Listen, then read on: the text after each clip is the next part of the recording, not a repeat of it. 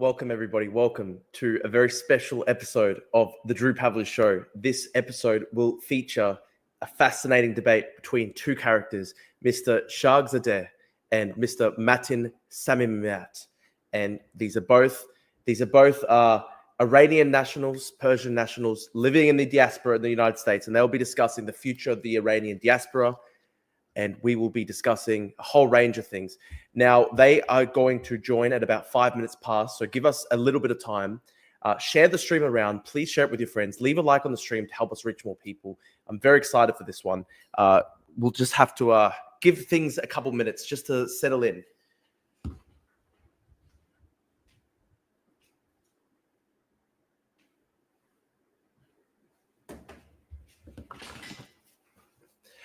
Now, let me know, guys. We've got 30 people watching on YouTube. We've got 100 on Twitter, apparently. Just give it a little bit of time. Share the stream around with your friends. I'm going to share the link on to my YouTube, on Twitter and everything. Give it a bit of time. This is going to be a very big moment in broadcasting history, I'd say. Very big moment in broadcasting history.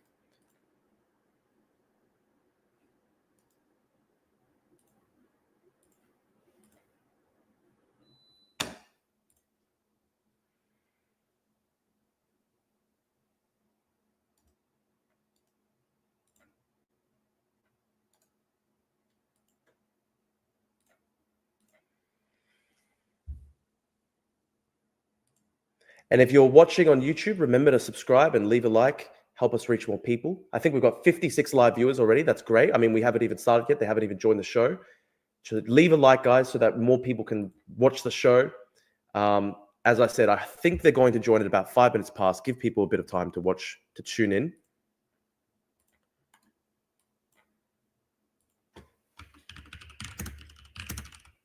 Just going to share the link around.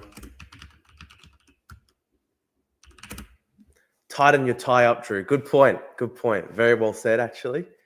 Very well said. I have to tie up the tie. Very well said.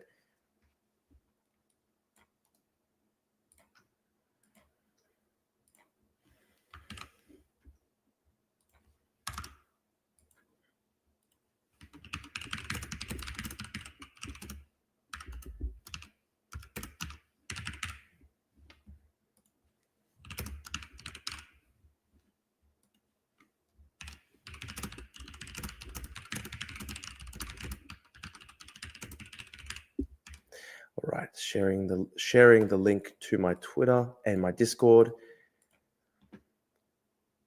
Very important stuff, guys. Very important stuff. This will be a big debate, and I will try and moderate it fairly. I like both of them, so I think I'm in a unique position to moderate the debate in the sense that I like both of them. I like both of these fellas.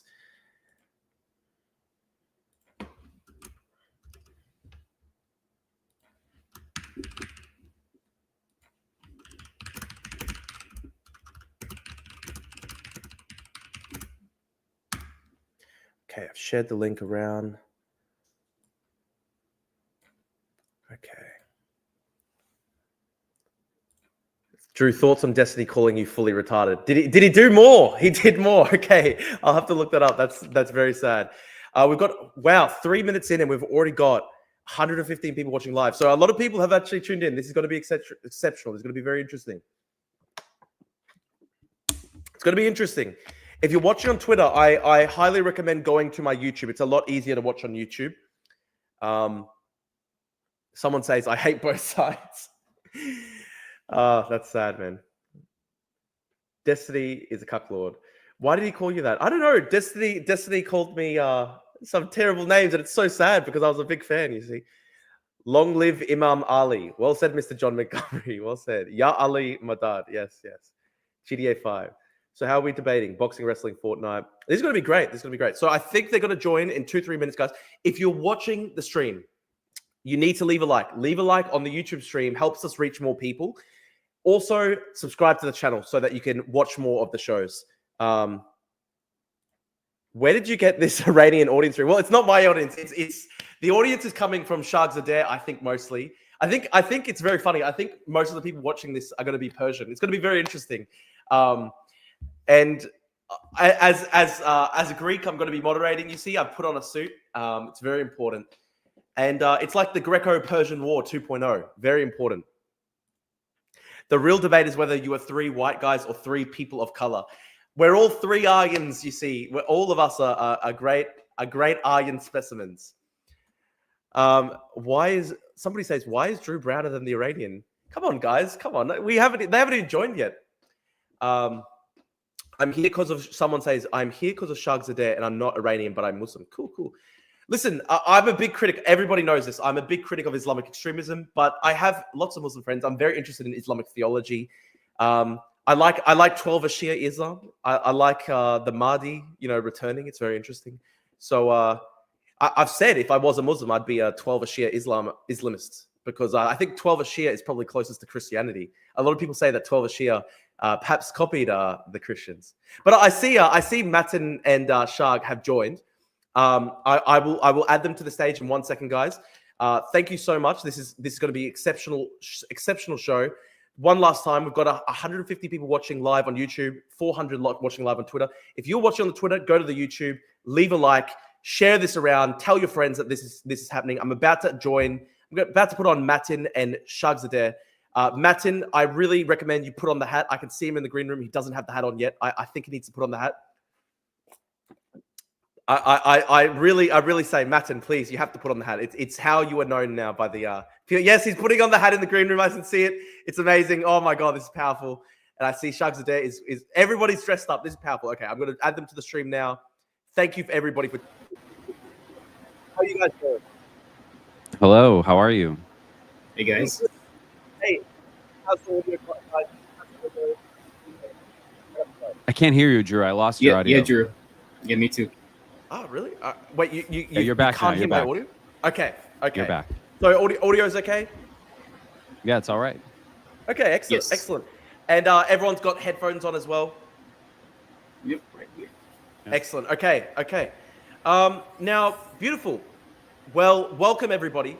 Welcome to the Drew Pavlu Show. This is a very special episode 81, the Iran diaspora debate. We've got Shargh Zadeh and Matin Samimiat. Matin's got his hat that was famous from the Jubilee show. Shargh Zadeh is dressed up as well. This is really good. We will discuss a range of things. I think maybe we can discuss, maybe the guests can introduce themselves. So I'll go ahead and I'll say, Shargh Zadeh, do you want to introduce yourself? And then Matin, do you want to introduce yourself? Yeah, absolutely. Thank you for having me. Hello to Drew and to Matin and to everyone watching. So my name is Muhammad Ali Mojarradi. I go by Shargh Zadeh online, which means East struck. Every Iranian knows the term Gharb Zadeh. So I feel like I'm the opposite of that. I'm struck by the East, though I'm a Westerner in a way. And my primary work is not this. It's not debating politics. It's actually translating and teaching Persian Sufi poetry. So people like Rumi and Sadi and Hafez that all Iranians love. So Mr. Matin and I maybe disagree on a million things, but I think we can agree that these are some of the gems of our civilization. So I try to present a good face for Persianate culture, spread our language. I teach our language. I have our classes on PersianPoetics.com. I teach the Persian language, the poets.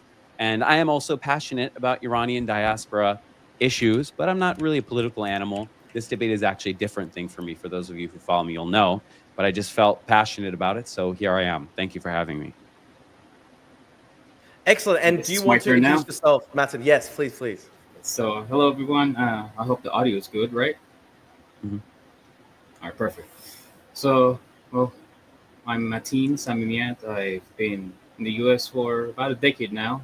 Came here, became a citizen. I'm proud of it. So, first of all, I would like to thank Muhammad or Shargh Zadeh for what he does, translating those gems of poetry into English, for the world to see. And I mean, like you said, we might have a lot of disagreements, but that's something worth admiring and appreciating. And I am very much a political animal. I do a lot of political activism on the conservative side, and I'm a free speech advocate. I spent most of my life back in Iran under that tyrannical regime, so I really value the First Amendment that we have in the United States, and for me, it's important to use my voice and my background to defend it at all costs. And I don't know if you want me to get into the Jubilee stuff, or we could leave that for later. But I think that that's a good enough intro. Sure. All right. Yeah, I think we should get into that. So, did you want to jump in every time, Drew, or do you want to just let us go back and forth? I'll let you guys go back for one second. I just want to test something out. Matin, is there potentially a bit of audio feedback on your side, or do you have? Are you sitting behind like a fan or something like that? There is a fan because it's pretty hot with the hat on. I could try to adjust it. Maybe lower it a bit. Maybe slightly lower it, and I think the audio is mostly pretty good, but yeah, let's maybe slightly lower it, and then we can get into it. Sure. Let me take care of it real quick. Thank you, man. Thank you.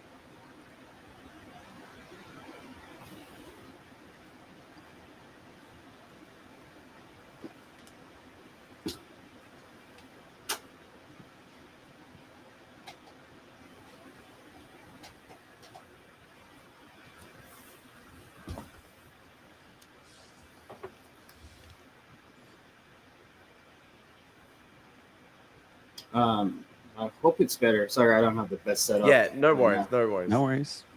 And we've already got a lot of comments saying Drew is a Turk. So this is a debate between three Levantine, three people from the Orient, you see, and okay, sure. Three great Aryans. Okay, so what do you guys want to start on? Do you want to start, Shargh? Yeah, we agreed on the Jubilee thing, so I'll go ahead and start. Again, Salam, I think good to talk to you. And I want to just start by saying that this conversation is not to attack you. It's in the spirit of brotherhood. We're both Iranians. And I just want to express to you, be a diplomat, a nice diplomat for the people, literally the tens of millions of people who were very offended by what you said. So instead of someone yelling at you on Twitter, I want to present to you what I think our point of view is. And essentially, it's that I really regret the way you refuse to condemn the death of Palestinian children. You talked about, did they have a suicide vest, or are they brainwashed from a young age? And the language of cleanse, I know you don't mean an ethnic cleansing. I understand that. I don't want to mischaracterize you. But just that type of talking, I think, is really regrettable. And I understand Mehdi is a journalist. He's pinning you down. He wants to get a video clip for Jubilee. I get that. But we're not that here. So I want to give you the opportunity to say, do you feel like you misspoke, or do you want to walk any of it back? Do you regret anything you said? Do you think he pushed you in a corner? I mean, are you willing to just say, I condemn any death of any children in Palestine, or I condemn, the actions that even Zionists would condemn? I mean, our friend Drew here, and I consider him a friend, is a Zionist. That's fine. And I think if I asked him, would you condemn the death of Palestinian children, he would see them like Ukrainian children or like children anywhere in the world. So are you willing to just say that? Perfect. That's a good place to start. So first, I would definitely address your question, but I'm gonna I'd like to start by how it all began, because I noticed, a lot of the criticism are that, why would you even go debate him and not be fully prepared? And we don't know who we're debating up until the moment the person walks in. And we also don't know who they're going to be teamed up. So now, obviously, on the Jubilee video, you could clearly see how Mehdi was trying to pit me against everyone else in the room. And just to clarify something for all the listeners here, because I've seen a lot of comments, that, Matin's trying to appease the white race and be accepted by them, and they're never going to accept them or anything like that. No. I'm not trying to appease anyone. I was there to simply debate my point of view. And now, of course, it got to the immigration part, which, is a topic, I always enjoy talking about. And then after that, got to the Israel and Palestine part. At its core, I'm against the death of any innocent children. But the part where Mehdi was trying to prevent me from talking, which was a smart move on his end, because I think he wanted to prevent me to use my background and some of the knowledge I have by simply being born there and being an Iranian to my own advantage. So it wanted to prevent me from doing that, because what I was trying to get into was that this is a population that has been brainwashed from a very young age to hate Christians, Jews, and pagans. And of course, a 4-year-old's not going to radicalize right away. It takes time. And it's one of the tactics that the Islamic Republic in Iran likes to do to children as well, in schools. And they like to start early, and they like to fill your head with hatred towards all the other people. And I'm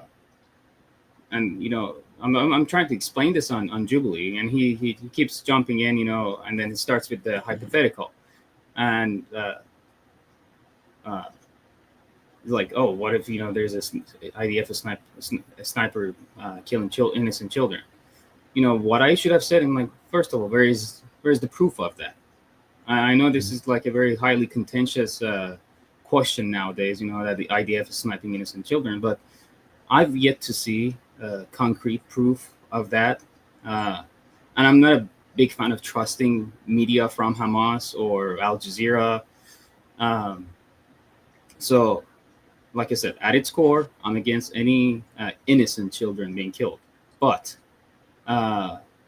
if even like a 17-year-old or a 14-year-old has been brainwashed to the point and radicalized to the point to kill anyone who has opposing views to him, who is not a Muslim, who is a Jew, who is a Christian, if it comes to that, if it becomes, whether your survival or their survival, you have to defend yourself, your family, and your countrymen at all costs.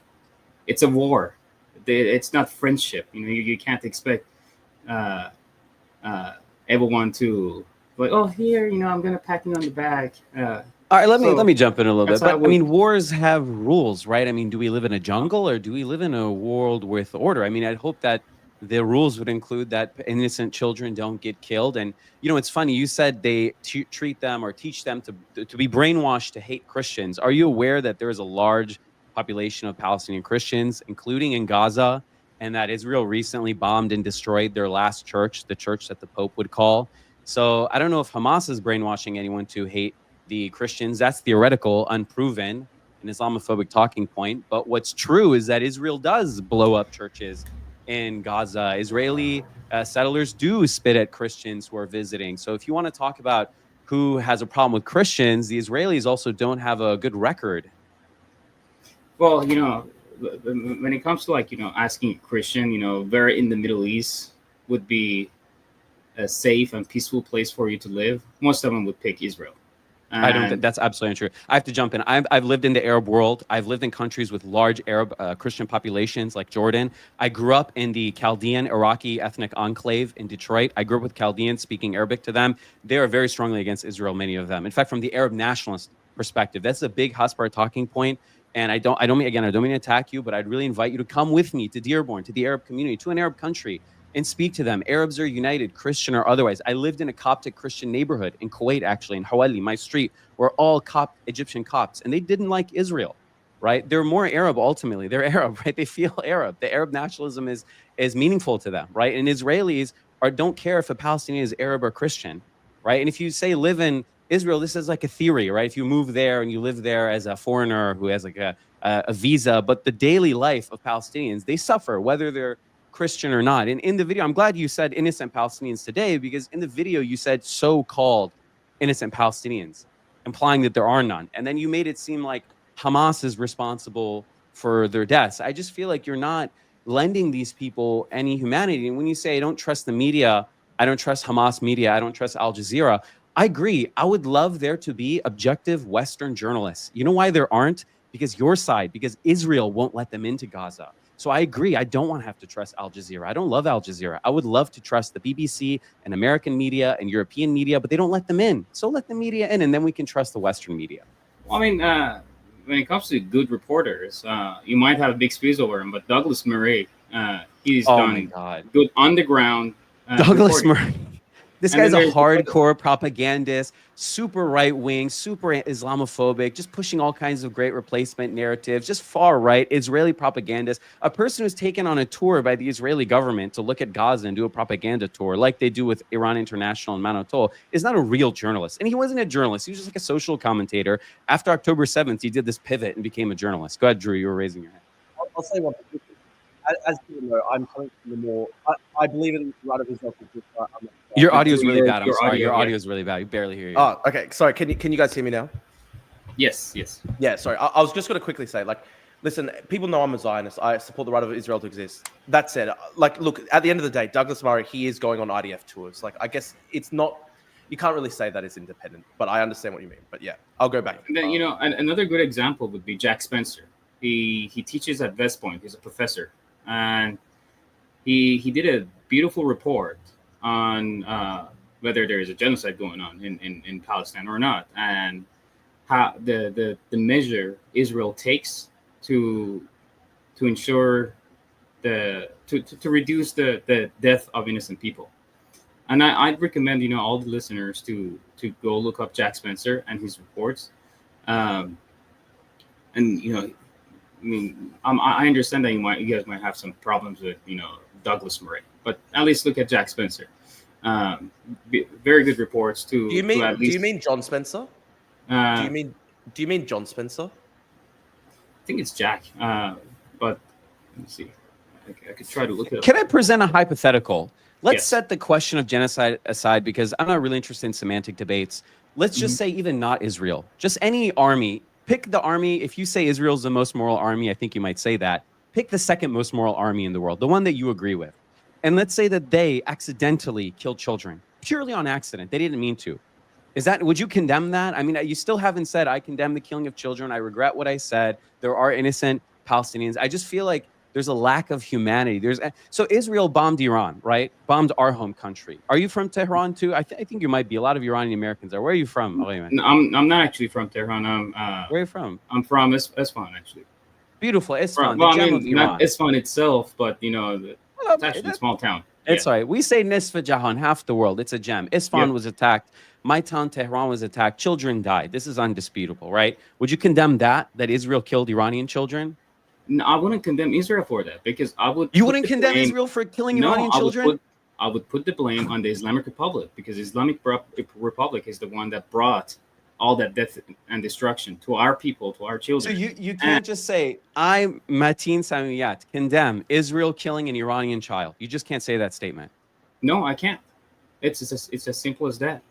Because, come on, like I said, are we being serious here, man? These are your compatriots. This is your Hamvatan. You could have lived with them. You're not against that? So you think they should be killed so the Islamic Republic can collapse, which it didn't, by the way. But you think so? Look, actually, where I lived was very close to one of their nuclear facilities. And to be honest, I was worried when the bombings were happening. But to condemn Israel for the death of those people and to divert the blame from the Islamic Republic, it is wrong. It's the same thing, with the Israel and Palestine. You can't really put the blame on Israel when people are paying for the actions of Hamas and the Islamic Republic. Look, here's where your logic is wrong. I live in New York City. I take the subway. Imagine you're standing on the subway platform and a crazy person punches you in the face. You have a right, according to American law, to punch them in the face back. Just like Israel. Look, I'm a Muslim, and you will so rarely find a Muslim that will say, I get it. Israel attacking Gaza after October 7th, I get it on a human level. When you're attacked, you want to hit back. I get it. You want to punch the guy in the face. That's fine. But you don't get to shove him in front of the subway track so the subway can run him over. And when the police come to arrest you for murder, you say, it's not my fault that I pushed him in front of the tracks. It's his fault for punching me in the face. That's the situation here. Israel attacked Iran totally unprovoked. Iran was engaging in the talks in perfectly good faith. Everyone acknowledges that. Even America was caught blindsided and upset. Everyone was upset by this attack, totally out of the blue. Look, I'm not going to say Iran's not Israel's enemy, but this was totally out of the blue. Iran was doing as much strategic patience as they could to avoid a direct confrontation. So how are you going to say it's the Islamic Republic's fault, right? This I goes wouldn't back say to my it was analogy. unprovoked. It wasn't provoked. Okay. I mean, we are talking about years of them openly threatening Israel with nuclear warfare. Like once we get a nuke, you're going to be the target. And besides, I know you spent some time in Iran. Like I forgot the age you went back, but as a teenager and as an adult. So when you were in high school, I don't know if you went to high school. Yeah, I went to high school in Iran. Yeah, I went to high school there. Did they make you like shout to death to Israel? And no, we did. I am against that stuff. I was there. In our high school, they had posters. Yes, that said death to America, death to Israel. They would take us to pray. They would take us to recite Quran. I'm not here to defend any of that. I'm not a representative of the Iranian government. I don't think anyone anywhere should say death to anyone. When Ahmadinejad said, I want to wipe Israel off the map, when that news spread, I was actually sitting with my Jewish friends. New York is full of Jews. I grew up with Jews, right? I told them I condemn Jewish population in the US. I condemn anyone saying they're going to wipe anyone off the map. But you won't. You said you should wipe the Hamas off the map, which basically means Gaza. And you had a lawsuit over that. That's your settlement, right? So I'm willing to say Ahmadinejad wiping Israel off the map is condemned. It doesn't represent me. It doesn't represent Islam. He believes it belongs in the dustbin of history. But you don't. You say that you're Ahmadinejad just for Israel. You say wipe Hamas off the map. You have that same rhetoric. That's what's so ugly about it. Can I ask? So yeah. Matin, when you said wipe Hamas off the map, you're talking about Hamas, or how do you draw the distinction between, say, Hamas and Palestinian civilians in Gaza and stuff like that? I mean, they're two different things. Even though I've seen polls of like just the regular Palestinian population being in support of Hamas, but it's important to differentiate the two. Hamas is a terrorist organization that is mainly funded by Iran. Like, what is it, like $300-400 million a year? And they have to go. Like, there is no freedom for Palestinians while Hamas is there, and while ultimately the IRGC is still there. Yeah, look, I'm not going to sit here and defend Hamas. I'm not going to disagree. I'm an American. I like the way America runs. I prefer people to have liberal freedoms. But look, when you say wipe Hamas off the map, Hamas is embedded within the civilian population. So when you say that, you're saying, yeah, we have to kill a lot of civilians to get rid of Hamas, which is basically what Israel's doing. So then why do they have to be embedded within the civilian population? If they cared about their own people, why would they do that? They don't care. I agree. Fine. They don't care. I'm not here to say they care. I'm not part of Hamas. I don't support Hamas. I'm not in Hamas. I condemned Hamas on Twitter. And a lot of Muslims say I'm an apostate because I did that. I'll happily condemn them. I condemn Hamas. I'm not here to defend Hamas. And I don't know what their psychology is, but the reality is innocent Palestinians are suffering in the midst. The Palestinians, not all of them, decided to support Hamas. There was anti-Hamas demonstrations. And when you say Iran has slogans, you know what? In Iran, yes. As a kid, we were made to chant death to America, death to Israel. But Iran hasn't actually destroyed any country. You know who has destroyed countries? America destroyed Iraq and Afghanistan. And Israel's destroying Gaza and Lebanon. So we say destroy, but they actually destroy. Go ahead, Drew. Can I ask you, Shargh? So look, I want to say, right, I acknowledge that there were civilians killed in those Israeli attacks in Iran. And obviously I condemn the death of any civilian, the killing of any civilian. There were strikes that were not targeted at all, and I condemn that fully. I just want to say, though, like, when you say it was completely unprovoked, I mean, we know, like, for example, like, Iran has funded Hezbollah for a long time. Iran has also funded Hamas. There was the construction of the axis of resistance, and the whole point of the axis of resistance is ultimately the destruction of Israel. So I think we can't say it's completely unprovoked, but that's just me. That's fair enough. Yeah, I'll concede the semantics on that, but ultimately, the fact of the matter is Iran engaged in good faith for the nuclear deal, and Trump, look, Drew, you're a classical liberal. You're not going to defend Trump here. Trump tore it up for no reason. It was a good deal. Basically, the whole world was in consensus, and Iran was essentially trying to do a repeat of that, and Israel derailed America's foreign policy. And here, remove the Islamic hat. I was going to wear a turban, but I saw that Matin said that it's a raghead, towel head thing. He calls turbans raghead, so I didn't wear the turban. Is that true, Matin? Well, to be more specific, I'm talking about the ones that the Ayatollahs like to wear. Okay, fair enough. But I'll take the Islamic hat off, and I'll put my American hat on. I'll speak as an American. My country, America, was engaging with Iran. Both sides were engaging in good faith to avoid nuclear proliferation in the Middle East, which would be a disaster, and to avoid a war. And Israel overstepped its bounds and derailed that process. And Israel is supposed to be our client state. It's our what do they say, aircraft carrier in the Eastern Levant or whatever in the Middle East. What kind of client state steps over bounds and derails the process of the master state. What kind of situation is that? And Matin, you're proud to be American. I'm glad that you are, and I'm glad that you're an American. I'm happy to have Iranians in America, such as my grandpa who came here. If you're proud to be an American, your taxes, I don't know if you pay them, I do, fund Israel in its actions. So we should hold it accountable and not allow it to just be unleashed and unhinged, frankly. So, the first thing I'd like to touch on, from what you were saying was the nuclear deal. See, I'm completely opposed to any deals with a terrorist government such as the IRGC, because doing any deals with them will simply prolong their survival and the suffering of the people. And not only the Iranian people, but also the Palestinian people, the Lebanese people, the Yemenis, the Iraqis. And I just can't see any deals to be made with them. I simply believe they have to be eradicated. And so you believe in war, basically. You want a war against your own country. Because if that's what's going to set us free from the dictators that have been subjugating us for over 4 decades, then so be it. Because so the answer is yes. You're saying I, Matin Samimiat, want a war against the country I was born and raised in. That's your answer. To even add on top of it, I'd gladly hold up arms and go fight Ayatollahs.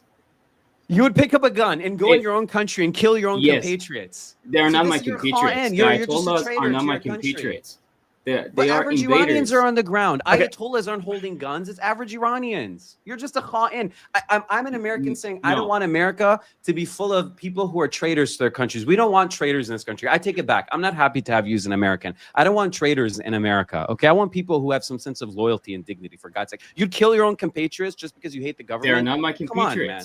They are invaders upon both of our lands. If there was a war in Iran, the Sarbaz, the average people who did you do your Sarbaz in Iran? No. Okay.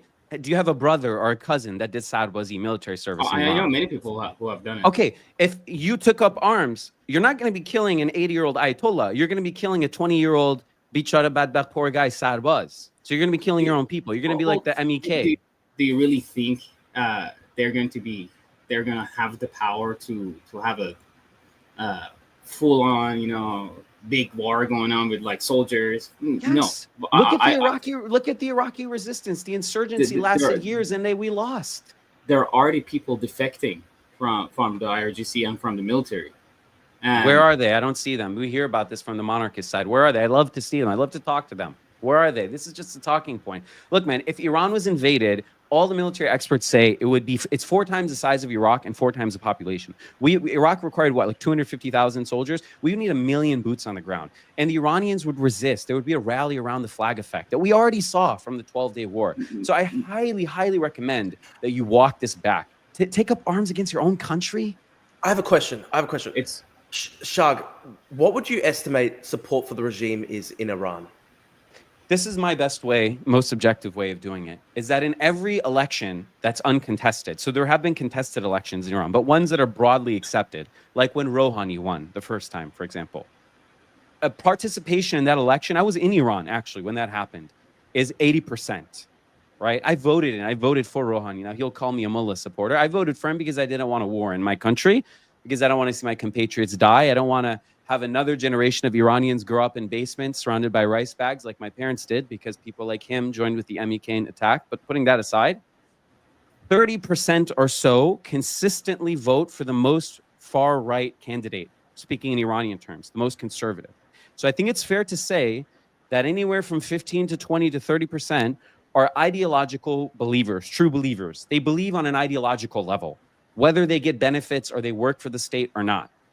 And then another percentage have nationalistic sympathies that can be won over or lost. So when Israel attacks, their sympathies are won over. When hijab issues come up, they're lost. And then 50% are varying degrees of disagreement. The important thing to add is that the elections in Iran are a joke, because ultimately it's the supreme leader who controls everything. I said uncontested elections, uncontested. All right, sorry. I overlooked that part. But, overall, just presidential elections, they're like, almost like an act to tell people like, hey, see, you have democracy, you have the right to vote. it's just a false promise, because ultimately, their vote doesn't mean anything. Well, if it doesn't mean anything, then how come the attitude of the country, the perspective of the country, the economy all changes based on who's president? There's a noticeable vibe difference in the country, in the politics and everything, if there's a reformist, quote unquote, or a conservative. So I also disagree with that. I mean, yes, it's true. Iran is not a direct, perfect, unflawed democracy. We're not talking about Switzerland here. It's a developing country, right? And yes, there is a supreme leader, and they do choose who the candidates are. But at the end of the day, the election matters. With Rouhani, we had a nuclear deal. And with Raisi, we had increased tensions. And with Pezeshkian, there was supposed to be another nuclear deal. So there is a difference. Shargh, well, could I ask quickly?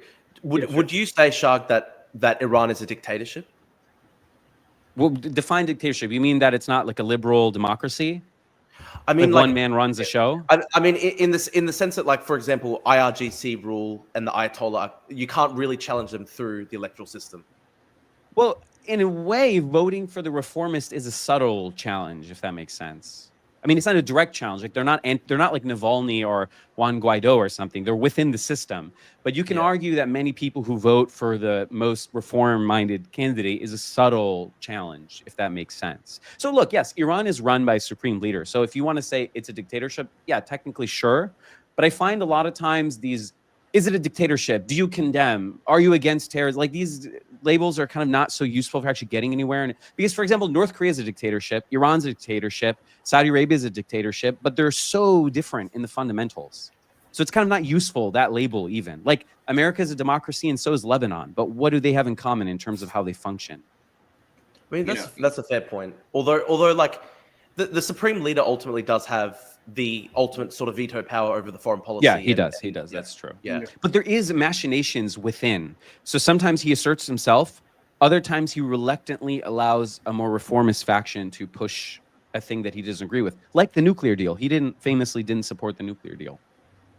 Well, I don't think any country that kills thousands of its citizens for simply protesting is a democracy. It's a pure dictatorship. There is no questioning that. And then so point I forgot to mention, when we were talking about the war and things like that, it's important to remember that Trump gave him 60 days, and the bombings happened, on the 61st day. And that's one of the, great things about Trump. He's a man of leverage, and he's a man of playing with, how should I put it? Well, good negotiator. Let's put it that way. Okay, and, so if you, go ahead. I'm sorry. And he's trying to, of course, he's trying to like get something done. And the Islamic Republic, they've been doing this for years. They've been trying to like test the waters, with each different president. Well, let's see, how Obama does it. Let's see how Biden does it. Let's play around. Let's send a rocket here, see how the response is. With Trump, they're like, oh shit, he's serious. So, and the thing that happened on the 61st day, showed his seriousness. Look, if your point is that a democracy or a country that kills its citizens when they're protesting peacefully is not a democracy, does not bode well for you, because I'm happy to concede Iran's not a democracy, but you would claim Israel is. And I don't know if you know what happened in Gaza before October 7th. They often say, how come they reacted violently? Well, Gazans have tried the peaceful method. I don't know if you remember, but I was actually in the Arab world when the Great March of Return happened. And when thousands of Gazans walked towards the border peacefully, now you can say not peacefully, but more or less peacefully, and Israel killed thousands of them. And they are, in effect, not citizens, but under Israel's jurisdiction. So I'm happy to say Israel, then. I agree with you, Matin John, is a dictatorship. I do want to quickly say, like, again, I'm not the one debating, but I just want to quickly point out, like, for example, Sinwar was there present at the March of Return, and he gave speeches saying we're going to break through the fence and destroy Israel and stuff like that. So I'm aware, like, it's a very, very popular talking point that this was kind of like a Gandhian style, non-violent, peaceful march, but I think it is a bit more complex than that. But sorry, you guys. It's fine. I don't mind your points of information, but just to respond to that. Look, every state is fundamentally the same. If its existence is threatened, it responds with violence. America had Kent State, and I understand 20 people is not the same as 2000. But no, fundamentally, if any state is threatened with its its order being overturned, it lashes out and it kills its citizens. The difference is in how liberal-minded the state is and also how insecure it is, excuse me. So America is very secure in its position. So we had Black Lives Matter, but it doesn't feel like it needs to kill anyone. It knows it'll blow over. States like Iran, where their existence is insecure, Iran, Egypt's a U.S. ally, and it killed 2,000 people in one day during the revolution. They're our ally. So all Middle Eastern states react this way. Not supporting it. I absolutely unequivocally condemn it. A hair on an Iranian's head is precious to me. I wouldn't take up arms against Iran. I wouldn't refuse to condemn a bombing on Iran. Any Iranian that gets killed, I mourn it. Anyone, no matter who, right? But every state acts this way. So to act like Iran is unique is just not true. Our allies kill thousands of people, like Egypt again. Here's a question for you, Shargh Zadeh. Like you said, you wouldn't celebrate. So I understand why you're opposed to Matin basically saying that he would take up arms against the state. I can understand exactly why you would be opposed to that. Would you think there's any way, for example, somebody could be in the Iranian diaspora, an anti-regime, but still like sort of like pro the Iranian people? Like, for example, would you say, this is just an interesting question I have. Say the death of Soleimani, the killing of Soleimani. If, say, Matin were to celebrate the death of Soleimani, would you see that as anti-Iran? Or would you see, because he's such a defined military figure, that would be potentially... No, I wouldn't see it as anti-Iran. Look, I would see it this way. Sadi Shirazi writes a story about our ancient Persian king, Anushirvan. And a messenger brought a note to him and said, your enemy in so-and-so Arab tribe has died. Will you celebrate? And then he responded to the messenger and said, does your note also say that I will live forever? So as a general rule in the Sufi tradition, we don't celebrate anyone's death. But if you want to celebrate a death, fine. If you want to be against the government in a million ways, fine. But I draw the line. We go from the realm of compatriot talking to you're a traitor, in my opinion, with all due respect, is if you say, I'll take up arms against the country I was born and raised in. That's where I draw the line. So I'm an Iranian American. If I was drafted by the U.S. Army, if I was forced to go fight, I would fight for the country I live in. But if it's against Iran, I'll have to say, look, I can't do this. Strip my citizenship, whatever. But it's a country where my family lives. My blood is from that place. I have a connection to there. I can't pick up a gun and go shoot those people just because the government is not great. You know, the important thing I mentioned earlier, it's whether those people are considered our compatriots or not. You know, like someone like Qasem Soleimani. He's not our compatriot. He's an Arab. Is he an Afghan? Is he a... No, none of that. I'm not even talking about the racial part. You know, his hands were soaked in blood of our people. How can someone like that be considered our compatriot? How can someone like Khamenei or many of the other Ayatollahs be considered our compatriot? Because we have it's time to take this further, because time for talks is over. They have to be like literally eradicated from the face of the earth. See, this is my to happen. This is my problem. Look, we Americans have this Anglo civility culture, and the increasing presence of people like you who come from cultures that don't have civility culture is eroding this. So I don't have a problem with you saying Hamas shouldn't rule Gaza. You said wipe Hamas off the map, like Ahmadinejad. So when you say they need to be eradicated, you sound like a crazy Muslim Ayatollah. You sound like the Taliban. In this civility culture, we don't talk about eradicating. Well, the thing people. is, we say change. Isn't Hamas a terrorist organization? Isn't Hamas a terrorist? I'm not passionate about them, but sure, yeah, fine. Like, I don't care. Sure, yeah. Why would it be bad to want the eradication of a terrorist organization? You're missing the point. It's the civility. It's the culture that we English-speaking countries have that you just came here. You still need to learn it. We don't talk like that, right? When we invaded Iraq, we didn't say we're going to wipe Iraq off the map. We said Operation Iraqi Freedom. Just say free the Palestinians. They say eradicate them off the map. Get rid of the Ayatollahs. You sound like a brown Muslim guy. It sounds like you're a Sunni who just hates Shias. You could just be a Taliban guy saying, I hate the Shias, eradicate the Shias, except you just happen to be a secular Westerner. Now, look, look, you can say, I don't have any camaraderie with Ayatollah Khamenei and Qasem Soleimani and these people, but they are Iranian. They're part of Iran. Look, I'm not worried about their personas, but people who think like them, people who support them, make up a chunk of Iran, and they have a right to be Iranian. Look, I'm an American. I'm liberal-minded. I don't love the far right. I don't love the people who you allied with in that Jubilee debate, the fascists who think me and you are inferior because we're brown. But they're American. They have a right to be in this country. And Iranians, if they're supporters of the government, they have a right to be there. They have a right to think. They have a freedom of conscience. And in a future where Iran is more democratic, they'll have to be included in the process. Just like Turkey has an Islamist party, and Jordan has an Islamist party. All the free Muslim countries still have Islamists. I want to say one thing. You would be familiar. Are you familiar with this one, Shargh? This reminds me of what you were saying. So Enoch Powell, who's like, obviously he's known in the English-speaking world for the River of Blood speech, and he was considered to be a pretty hardcore sort of ethno-nationalist. He was debating with Margaret Thatcher at the Conservative Debating Club, and Margaret Thatcher basically said something like, "We fight for values," and Enoch Powell said, "We don't fight for values. We fight for something that goes much deeper than values." And he said, "I would take up arms and defend this country even if we had a communist government." And Margaret Thatcher said, Margaret Thatcher was shocked essentially, and he was basically saying that he for him it wasn't about the values or necessarily the government or the regime. It was about, I guess, the blood and stuff like that. And I think that maybe is a bit more similar to what you're saying. It's an interesting perspective. Look, let me give you an example from our history. When the Iranian Revolution happened, many people weren't for it. Members of my family were for and against it. Some weren't for it.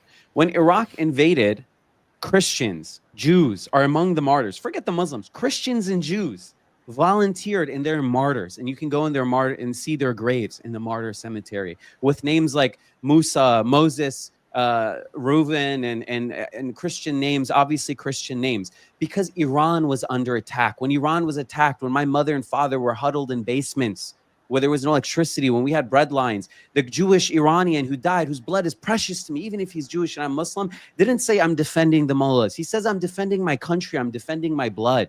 I'm defending my soil, my people, my honor, my dignity." Our women, who they were stealing them in Khorramshahr. There's famous stories of them, of the Iranian people being tortured by it when the Baathists came. And you know who was on the other side with the Iraqis? The Mujahideen Khalq, the MEK. And we remember them as traitors. Everyone hates them universally. So if Iran is attacked again today, I openly say, if it's not by America, I would never fight against America because I'm a citizen of this country. My hands are tied. But if an enemy attacked Iran, no, let me finish. If an enemy attacked Iran, I would take up arms and stand right next to the atheist, which is you if you're not a traitor, and right next to the mullah and to the Jew, and I'll fight. And the day when the enemy leaves, I'll turn around and say, "Okay, now I'm debating you about what the future of our country will be." You'll be on the other side, and you'll be in the dustbin of history with the Mujahideen Khalq. Well, it's important to touch on this. It's not about it right now. How bad the situation has gotten, it's about matter of survival. The survival of the normal Iranian people, and as long as that regime's in power and they're able to continue, the survival of our people is at risk. So that's why, I have this, you call it extreme, but I call it common sense. I have this view that they have to go. It's as simple as that, by any means necessary. Sure, even if it's true, let's just say I agree with you in theory, right? Let's just say I agree with you. Let me interrogate this one point. Do you think it's just easy to get rid of the government with a war? How come the 12-day war didn't get rid of the government? I was always told as a kid, if they just throw 3 bombs in Tehran, the Ayatollahs will run to Moscow or to Syria and that the government will be gone. How come the government's still there? 1 million troops is not a joke. Closing the Strait of Hormuz is not a joke. Thousands of ICBMs going to Israel and Saudi Arabia and Riyadh and all these places is not a joke. Iran will be destroyed. Look at Syria. You're advocating for, in effect, a regime change war. Look at Afghanistan and Iraq. Iraq is cut in half, essentially. It can never be a functional state. Taliban is back to ruling Afghanistan. Same story as it was. And look at Syria. The country's about to get tajziyah, as we say in Persian, balkanized, broken up between the Druze and the Bedouin and the Alawites on the coast and Ladiria. Do you even know where these places are? I don't know. I question, really, with your lack of political wisdom. Is Syria doing good right now? And it's funny. Syria said they wouldn't attack Israel. Israel attacked their defenses. They signaled they'd be willing to give up the Golan Heights and make peace, and they still bombed Syria. And Syria is going to get it's going to get destroyed, and they're using the Druze as an excuse. So that's the future of Iran, in this make-believe world of, oh, the invasion will save Iran. This is just, it's childish, man. Come on. See, that's Iran would never become something like that, because it's important to remember that we had such a good history during the Pahlavi time. We were such a great economy. It shows that there is promise in our land. We have so much natural resources. All it takes is for a ruler that actually loves the country, that is not selling our resources, our wealth, to the Chinese, to the Russian, to terrorists, and it would be a beautiful future and a beautiful partnership with the rest of the world, instead of what's going on right now. I know you have your views against monarchism and like the Pahlavi era, but No, don't misrepresent me. I didn't say that. I grew up well, I with my mean, grandfather. He used to say Reza Shah Iran Sakht. Reza Shah built Iran. I'm sorry. well, I I mean, just want to speak. I want to speak Persian. He used to tell me beautiful stories about the Shah. My grandfather, rest in peace. He loved the Pahlavis. I grew up in a family where there was just Pahlavi nostalgia. I have no problem with Reza Shah or even Muhammad Reza Shah. I simply think that his son is not probably won't make a good king. I mean, he's not that politically astute. I don't have any problems with that. I'm sorry to cut you off. I just want to make sure you don't continue with this incorrect perception. I'm not anti-Pahlavi at all. That's fine. They ruled Iran. They did an okay job. Everyone had good or bad. That's fine. And I agree with you. If we snapped our fingers and tomorrow we woke up and Iran was not fighting with the West and Iran was not politically abnormal and not sanctioned, I would be happy. Of course, we all would be. The issue isn't that. We agree. Iran can be a beautiful place. Every Iranian agrees. The issue is, how do we get there? Your solution is war, is destruction. That's the issue. My solution is peaceful change, like all countries want. Look at South Africa. They changed. Did they need a war? Did we have to invade South Africa? Change is possible. But your vision is destruction. That's a good question. So, Matin, would you really think that, for example, an invasion is a better way to topple the regime? Because listen, I'm against the Iranian regime. I would love to see a democratic, open Iran.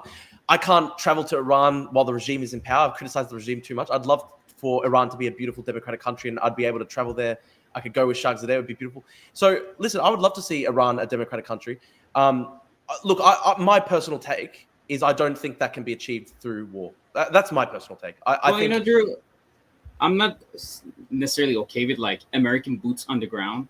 Yeah. I feel like that the regime's weak enough that if there are rebel groups in there, you know, because people over there don't have the luxury of the Second Amendment that we have in the United States. So it's easy for them to get simply killed if they go out to the street to revolt, because I mean, it's just, you know, common knowledge that, you know, the Ayatollahs have all the guns.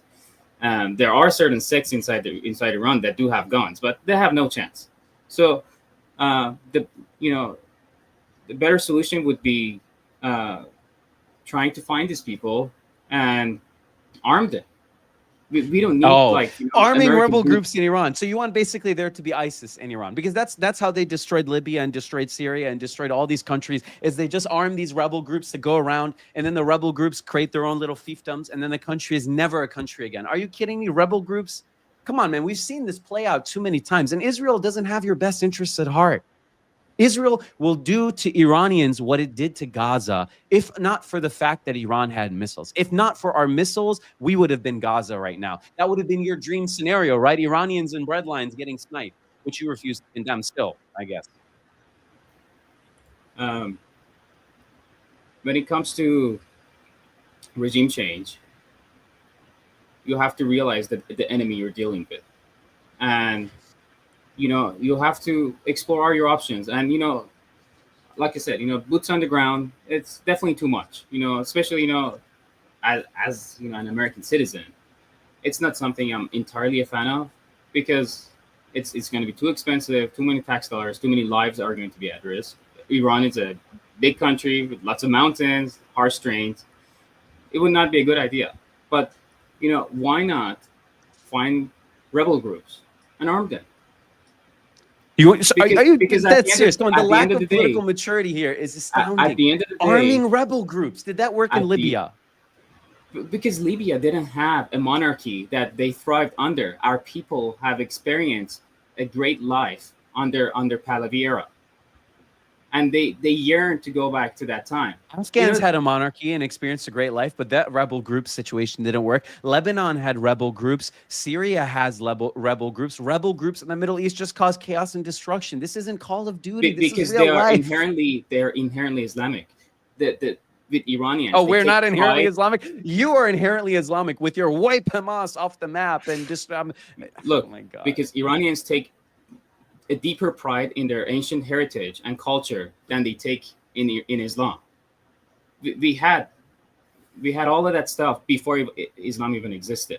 And Lebanese So people we take have all pride that. in their Phoenician history. And Lebanon was majority Christian when their civil war, just about when their civil war broke out. So Lebanon is a Christian Phoenician country, and that rebel group situation didn't work so well there. Rebel groups have been tried in Asia and in South America. It doesn't matter what your history is, what your religion is, whether you take pride or not, whether you have a, probably maybe you would even say racially good or bad. It has to do with the fact that when you have a lack of state control, when you have weakness in the state, chaos, people with AK-47s running about. I've been to Lebanon. I've talked to Lebanese people in Arabic about how it was like to live under rebel groups. They didn't like it. Okay, I grew up with Iraqis. I've heard stories of the horrors of rebel groups. You wake up in the morning and someone's at your front door shooting you. I've talked to Afghans and to Pakistanis who've lived with this type of, Sapai Sahabeh. Speaking of rebel groups, do you think Israel is going to support a secular, liberal rebel group? You know who the rebel groups in Iran are? Baloch Sunni militant Baloch separatists, Arab Sunni militant separatists, Kurdish Sunni militant separatists. So you have three groups of Sunni separatists who are Sunni, proud of being Sunni, not like with your Shia pre-Islamic, Iranian delusions that Shia Iranians have. They're Sunni. They're proud to be Sunni. Alhamdulillah. They love Islam. Like, I'm proud to be Muslim. They're proud to be Muslim. They understand Islam. They have the correct understanding. They're not brainwashed like you. They know what Islam's all about. But the problem is, I don't have a problem with that, is that they want to leave Iran. So all these Baloch and Kurds and Arabs are going to come to Tehran and be shooting my family in Isfahan, God forbid, shooting your family, and then that's your plan? Astaghfirullah, man. This is unbelievable. What's your response with that, Matin? He should just walk it back. Well, I mean, you're calling me brainwashed. Like, what makes me brainwashed? Well, the same way the Palestinians are. You said the Palestinians are brainwashed because they were raised by Hamas. You were brainwashed because you were raised by the Islamic Republic, right? They brainwashed us. Me too. I'm brainwashed. Like, am I brainwashed to go blow up and murder Christians, Jews, and pagans and infidels and all that stuff? No, I didn't say that. I'm, like I said, from lived experience, I've seen the atrocities that this regime is capable of doing. And it's not. Look, brother, I was living in Iran when Mahsa Amini happened. Were you in Iran when Mahsa Amini happened? No, I wasn't. I lived through Mahsa Amini. So don't tell me about what the Iranian government does or doesn't do, because you were in California and I was in Tehran when Mahsa Amini happened. So I know what life in Iran is like. I know what Iran's all about. If that's the case, then how can you not be so adamantly against that regime and wanting their eradication? I didn't say I'm for or against the regime. And I didn't even say I'm for or against them leaving. I don't like that word eradication, wiping off the map. My issue is I'm a patriot. I don't want people to attack my country. You said I'm against Pahlavi. I'm not. You said the Pahlavi family, not this Reza Kuchula. I'm not for him. You love them, right? You probably all secular Iranians love them. Reza Shah would smack up anyone who defends attacking Iran. Reza Shah went to every one of those ethnic groups that was rebelling and crushed them to the earth. They didn't dare rebel. When Reza Shah was there, Iran, no one would dare leave Iran. Like now we have separatism starting again. So if you believe you're a supporter of Reza Shah, like many Iranians are, then have his ghayrat that he had for his country. I do have the ghayrat. That's why I want these people gone. I do have the. I mean, well, for the listeners, who don't speak Farsi, ghayrat is like pride. Oh, I'm sorry. Would you say pride, zealousness, pride in your country, yeah, something like that. Exactly. So I do have it. That's why I want these people gone. That's why I view them as the enemy. That's why it's fine. Many Iranians think like you. I have family members that think like you. Where they draw the line is they don't speak. We say about him in Persian, Sadosh as Jai Gam Damiyat. His voice comes from a warm place. He sits in California and says, attack Iran, bomb Iran. And my family in Iran are saying, God, they bombed our street. They bombed the street where my family lives in Tehran, in Patrisla Mumba off of Sattar Khan Street. And they're all middle-class, normal people, average people, because the passport office is there probably is why they tried to bomb it. That's why I can't support bombing Iran. Don't you have relatives there? Don't you have family there? Don't you love where you lived? Don't you miss your street? I miss it. I miss it every day. Do you want your street bombed? Your school? My friend's school was bombed, and his childhood friend lived next to it, his childhood best friend. And he died. His school was destroyed and he died. And he called me having a panic attack. Think about that. I haven't heard of a school being bombed over there, but I do have a lot of family over there. I have tons of family. And like you said earlier, the place I grew up in was near one of their nuclear facilities. So obviously I was worried. But I was in contact with some of them. I was asking them how they were doing. and they were scared, but at the same time they were hopeful. They were like, oh, maybe this will cause a change. Well, it didn't. Maybe. It's a false hope. It's a political childishness and naivete that you share with them, with all due respect, because it didn't cause a change. It's the same thing. It's like the false hope you have in a peaceful resolution. Having hope is not wrong, but like you have a peaceful resolution that hasn't worked out for over 4 decades, and the time for a peaceful resolution is over. Like I said, these people have to go. And I know we've been talking about this topic too much, but we should definitely get into some other stuff as well, since we're running out of time as well. You know, I just wanted to say that I think it's really unfortunate that you're so singularly focused on getting rid of the Iranian government that it's pushed you to and maybe you walked it back a bit now, but on Jubilee you didn't, to basically defending the killing of Palestinian children, to implying that none of them are peaceful, to implying that they all hate Christians and Jews, to now defending your own country, the bombing of your own country, to even saying you take up arms against your country. I think it's really unfortunate that you have they say Trump derangement syndrome. Certain people, out of respect, I won't say you necessarily, people have mullah derangement syndrome. They're so deranged by these mullahs that they're willing to support anything just to get rid of them. And I think this is very negative. I'm willing to move on from this. Well, but I don't think we're getting anywhere. Like about the MDS, mullah derangement syndrome. That was an interesting thing that I haven't heard of. But like, I mean, I wouldn't call it that. But can you blame people for having this amount of disgust towards people who have been? No, I don't blame anyone for any emotion they feel. I wouldn't blame anyone if they say they love them or hate them. I'm disinterested in those feelings.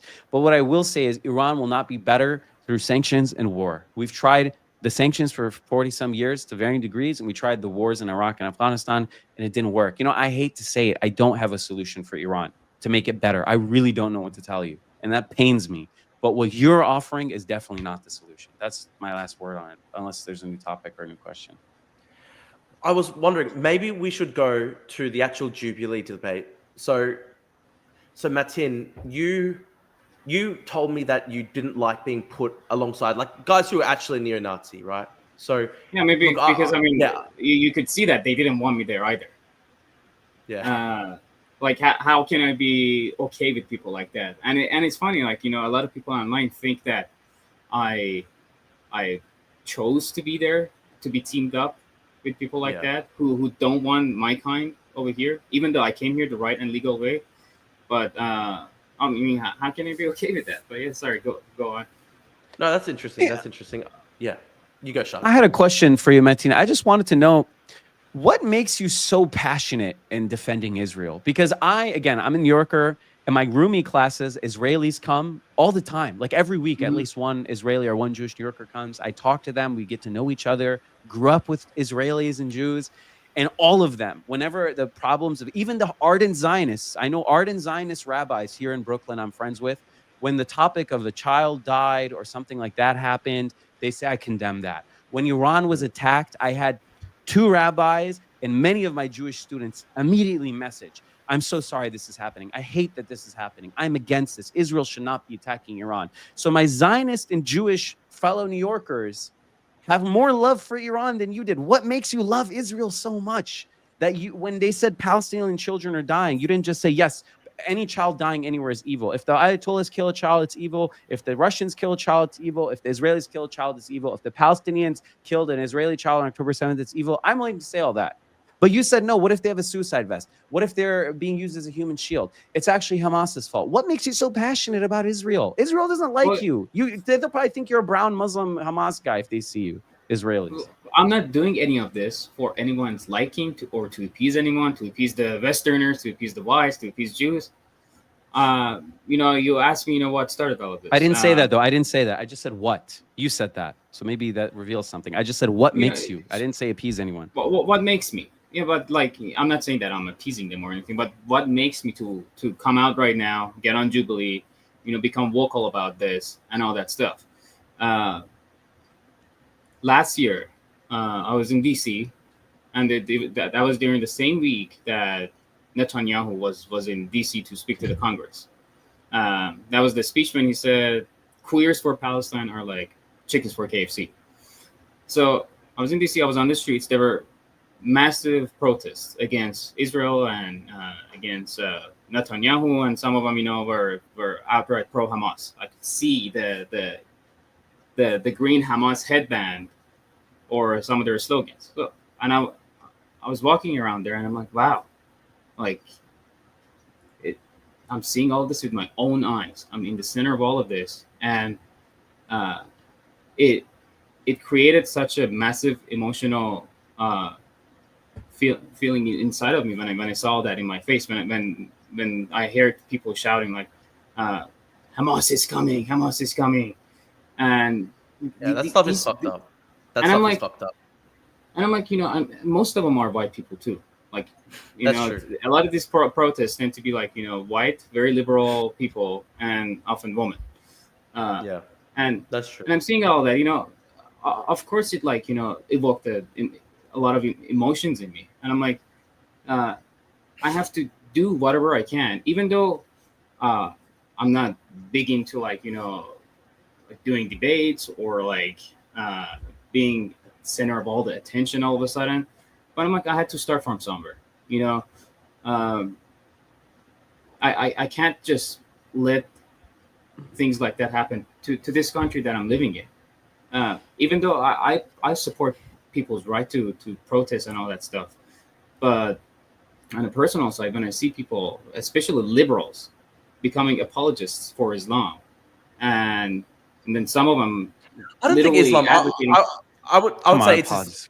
I'd say Islamist extremism. I do agree with you. I do hate the Islamist extremist rallies, and I think they're disgusting. But yeah, you go on. Look, how many real Islamist extremist rallies we're talking about, right? Every time there's a rally, there's always one or two people who come, and they're the farthest to one direction, and most of the people in the rally don't really even like them. And look, a lot of it is kind of like leftists who have this kind of like Orientalist weird thing where they think that's true, we've talked about this like, together. But look, you say chickens for KFC. There's a really great anecdote in Arabic.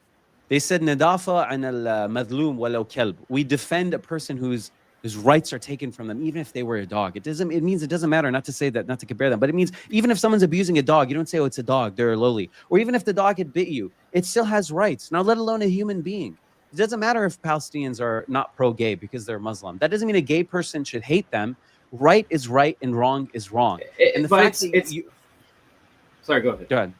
No, so the fact that you think that chickens for KFC is a point shows that you view it as transactional and from based on you. So because you're Iranian, you hate Iran, you now need to defend Palestinian kids dying. And because you're Iranian, you hate Islamists, you hate Hamas. It's all centered around you.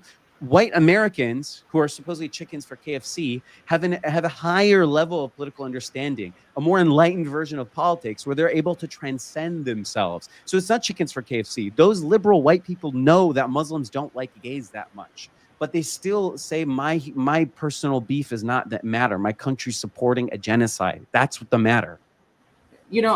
It's purely hypocritical I mean, they have the right to like voice their objection and all that stuff, but it's also very hypocritical because to be queer and to do things like that.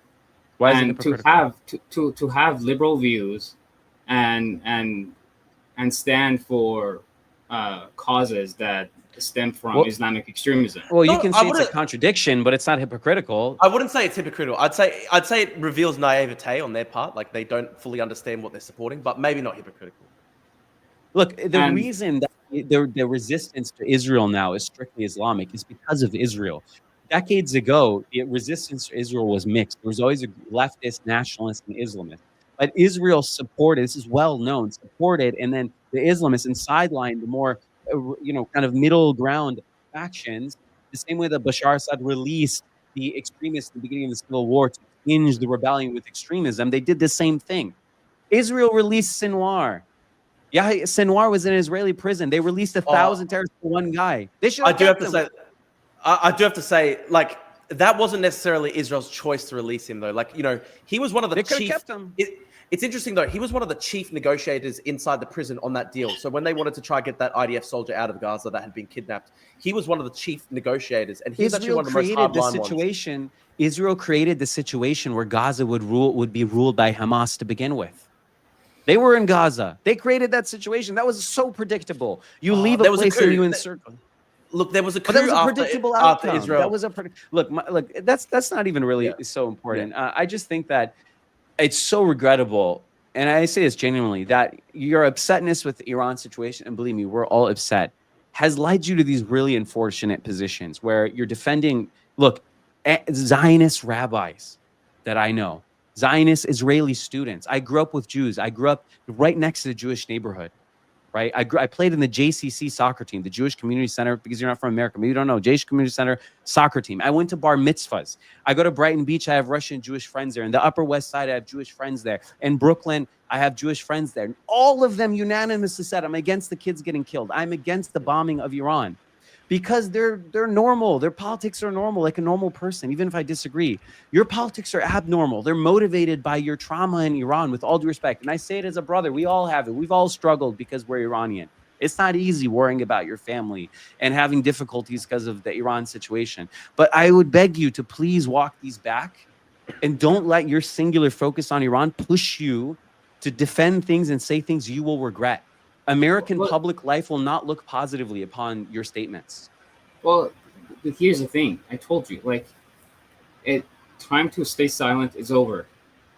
Like you said, I had to start from somewhere, and even though I might not be able to be the best person representing something, but I'm giving it a try, and I'm willing to improve along the way. And because even though I'm an American, and I'm proud to be an American citizen now, but being an Iranian is part of my identity. I can never erase that from myself. I can never ignore that. I know some Iranians that come here like to completely forget about that part, but it's part of me. I mean, how can I not care for a better future for it? Because ultimately, I believe once the IRGC goes, world would be a better place. Not only Iran, but world. Especially the vast amount of resources that country has. I'm not saying don't be passionate. I was born and raised here. My dad was raised here since he was a kid, and my grandpa came here. I'm generation 3, and I'm still passionate about Iran. I agree with you, but I'm saying don't let it make you lose sight of supporting a genocide. Think about how you sound. You sound like the leftists who support the Holodomor. You sound like the neo-Nazis on your stage who refuse to condemn the Nazis. You sound like them, but with the latest genocide. Well, I mean, don't go down in history as someone who supported genocide. Take it back. I will go on Twitter and say, what genocide are we talking about? The Israeli genocide in Gaza. Yes, it's a genocide. Everyone's coming to this agreement. Even ICJ said that there is no genocide going on, because for genocide there has to be intent too. Like, Israel does not have the intent to commit genocide. And on the other hand, the population in Gaza, we both know it's gone up a lot. If there was a true genocide going on, that population wouldn't be going on. It wouldn't be going up. I'll put in my 2 cents here. Listen, I think it's a horrible, brutal war, and I really want the horrible, brutal war to stop. My personal take is I don't personally think it's a genocide. That said, I do think it is a horrible, terrible war. There's too many civilians' deaths. I want it to end. That's just my personal Look, here's the problem with the whole genocide thing. Words have a legal definition and a colloquial definition. So in the legal world, when you say person, it means something different than when I talk. In the legal world, a corporation can be a person, but in the art world, not, right? The same is true for genocide. Yes, there's nerds in Geneva and The Hague and in Colombia here who sit around a table and debate what exactly genocide is. But colloquially, a genocide is used for a massive, undefensible, evil, violation of human rights style destruction of a population. When they say wipe Hamas off the map, wipe Gaza off the map, they are Amalek. I've studied Judaism. I know Judaism very well. I listen to lectures of rabbis. I talk to Jews who converse at length. We compare Hebrew and Arabic grammar. In Judaism, there's this concept, one of the mitzvot, a mitzvah, they have 613 commandments from the Torah that they're supposed to do. Maybe you don't know this. Maybe you have some Israelis in the background, talking to you. One of the mitzvot is to kill all of Amalek. And a normal Jew, like the Jews that I grew up with, Orthodox Jews, will say, look, there's no more Amalek left. But the people like Ben Gavir say the Hamas people, they're Amalek. Show no mercy on them. It's said in the Torah, kill their man, woman, and child. That's what we're dealing with. You're fighting Amalek. So that's what you're defending. That's genocidal rhetoric. That's what makes normal people say it's a genocide now.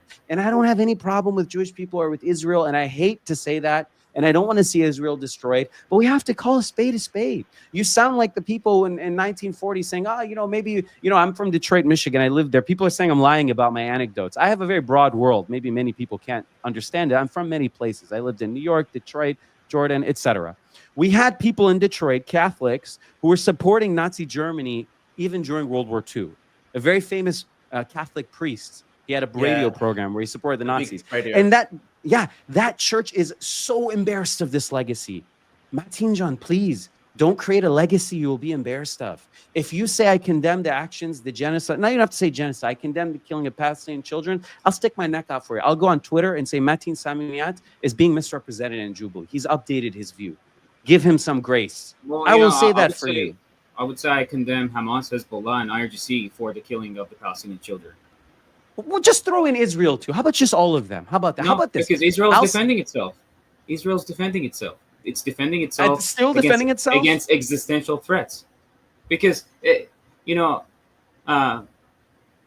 before that, I mean, right now it's not an option anymore, from my opinion. But like, there was a time when, if Hamas were to put their guns down, there would have been a two-state solution.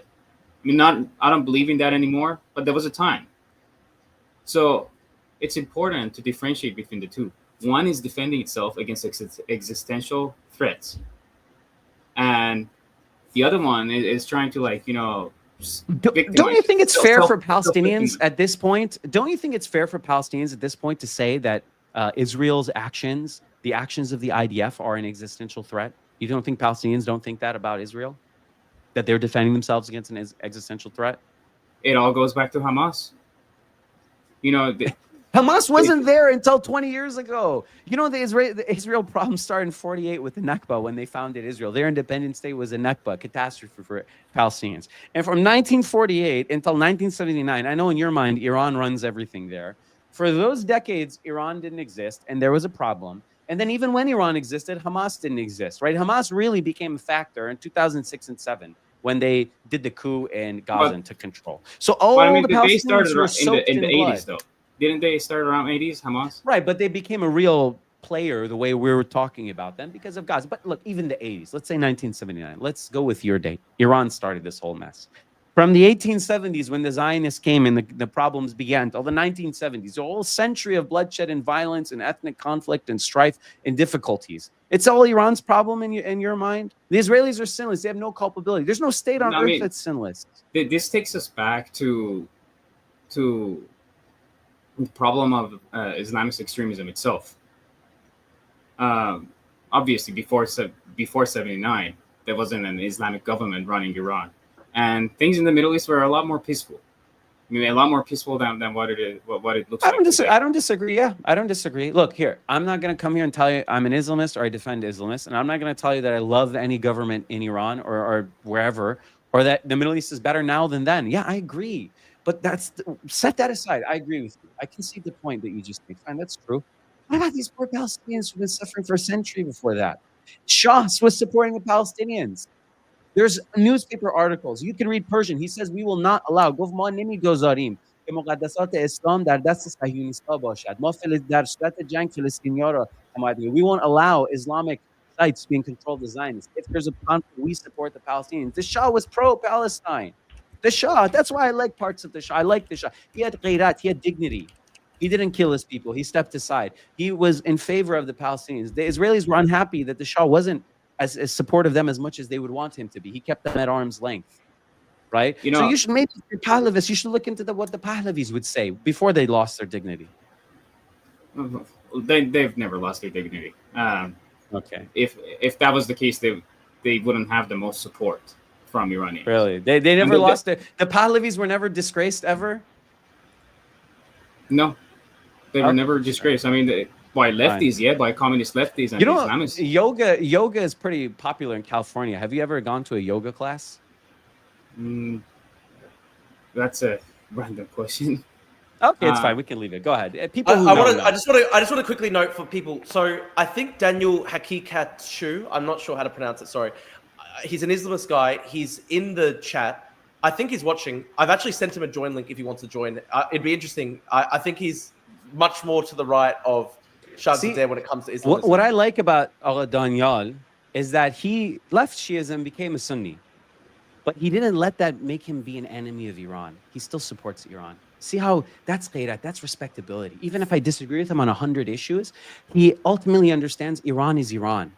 In this Nayoa Berg you're posting, by the way, that's an AI person. That's not a real person. Well, look, I can bring on Naya Berg as well if she wants to join. Yeah, bring her on. Let's see if she's real or AI. She's just fake. Well, look, yeah. I'm happy to send the join link to more people. This is an interesting conversation. We've got 300 people watching live. It's actually pretty good.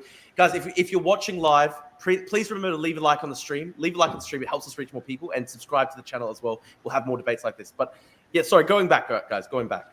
I'm sorry to interrupt, but I do have to go in about 20 minutes, 15, 20 minutes. Let's take the questions then, the super chats. But, okay, yeah, okay. You know, I wanted to mention something, you know, when Mohammed Shargh Zadeh was talking about, you know, the whole issue with Israel and Hamas and things like that. I think based on the stuff that he explained, that should be enough reason for everyone in the world and every government in the world to support the objective of Israel in defeating Hamas. Because if people truly want the Palestinians to be free and to have a life, Hamas needs to go. Because these, like you said it yourself earlier, they're embedded within the civilian population. Because ultimately, if they cared about their own civilians, they wouldn't have done that. Because it's a very densely dense location. Everything's close. Buildings are close to each other. It's hard to prevent collateral damage. So if they truly cared, they would have put their arms down and ended all of this. But they're not doing it. Listen, guys, I'm going to, if we've only got about 20 to 30 minutes Let's left, do the super chats. I think we could go on forever. We're not gaining any ground. So essentially, how this will work, if people want to ask a direct question to Shargh Zadeh or Matin, you can leave a super chat on the stream, like $5, and I'll read out the question, and we'll ask the guests, and it'll be interesting. So again, guys, if you're watching live and you're on YouTube, you can leave a super chat, $5 or something like that, and I'll read out your question, and we'll have it for the thing. So we've got Diaberg saying Shargh Zadeh is misinterpreting the text because we have no clue who Amalek is. Again, I'm happy to have Diaberg on. Can I respond to that? Look, yeah, the point isn't what the text originally says. The point is how it's used by the people. They said the Gazans are Amalek. That was a direct quote from an Israeli important person in Israel. I can bring it to you. It's on Twitter. The Gazans are Amalek. A rabbi by the way, a rabbi here in Queens said that. Look at a Rabbi Yosef Mizrahi said, kill the babies because the babies will grow into adults and become terrorists. I want to say, I think that's fucked up. I think that's actually fucked up. That's common. Yeah. Go to Hebrew on Twitter and hit translate and see what they're saying. And it pains me to say that. I want to say, let's go to the question. I'll quickly say, right, like, I am overall a supporter of Israel's right to exist, etc. I'm very much against like the Ben Gvir sort of the Ben Gvir side. To me, is extremely genocidal, the extreme right in Israel. So guys, leave a super chat if you want to have your question read out to Matin or Shargh Zadeh. I will read it out. Leave a super chat, $5 or something like that, and I'll read out your question. Donate to keep Drew out of homelessness. Very are there any that are pending right now, or can I just say something while we're waiting? For that? You go ahead. I don't think we have one yet. Matin, would you condemn that statement by a rabbi who said that the Palestinian babies should be killed in Gaza because they'll grow up to be adult terrorists? That was a direct quote from a rabbi here in Queens, New York, in Fresh Meadow, Queens, I believe. So that is extremely fucked up. He said the babies in Palestine should be. So you condemn that statement because it's talking about babies.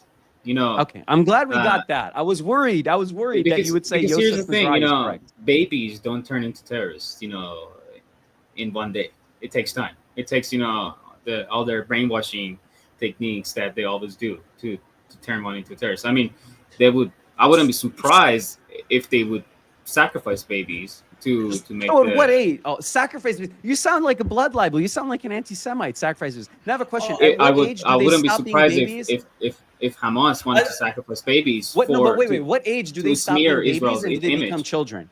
Because you said when they're children, it's okay to snipe them, but you said not babies. Is it 2, 3, 4, maybe 3? A toddler, if they can walk, it's okay to snipe them. No, it's anything that could pose a threat to you, your family, and your countrymen. Like I said, it's about survival in war.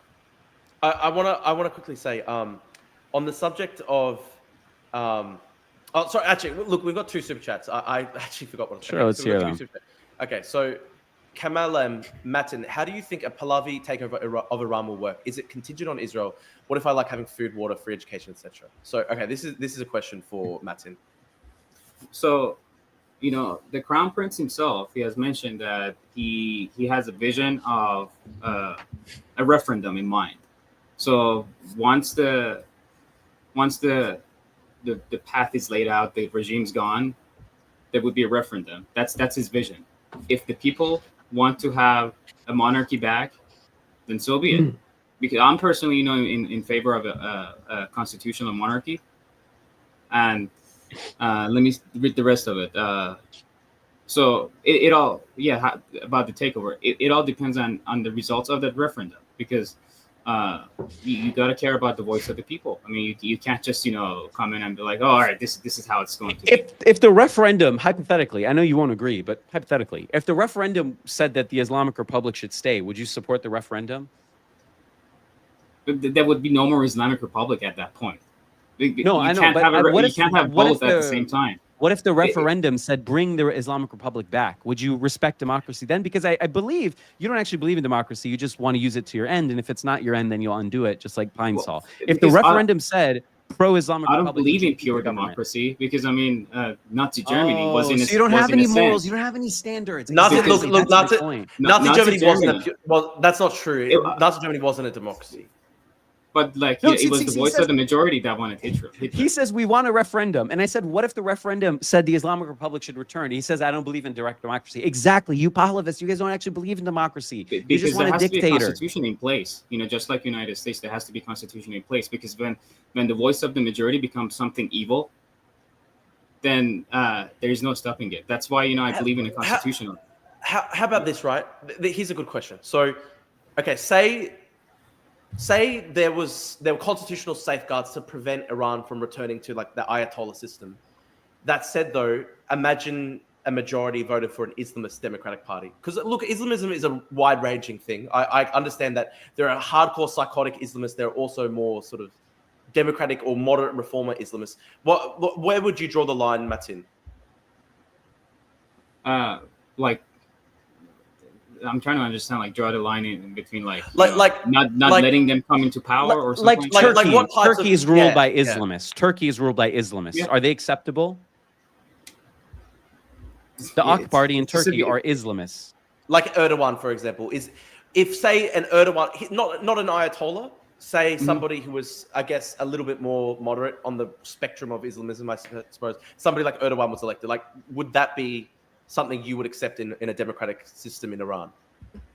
Well, I mean, it's just a strange hypothetical, because I don't believe after all this suffering, people would want something like that back. What if they did? Would you allow it, or would you override their democratic right? It's just it won't happen. It won't happen. No sure. point. Okay. There's no point, wasting my time on a question and on a hypothetical like that. What if the people supported that? Because there is no way people would support anything like that after years of subjugation and suffering by the Islamic Republic. There's this question here. Someone says, Matin, what if I don't want my queen to have a French boyfriend? I don't know. I'm not sure what this means, but what do you my queen to have a French boyfriend? Because Matin is a French word too. I think it means dawn. So, but I'm trying to understand. Maybe it's the mustache. I think is it? There's this kind of talking point against the Shah that his wife has a boyfriend or something like that. I don't that really one. Know. All right, I don't really know that much about it, but that was what the chat was reading. Well, they're liberal, they're open-minded, they're secular. It's okay. Let it go. Listen, look, I don't even know. I'm not going to intervene there.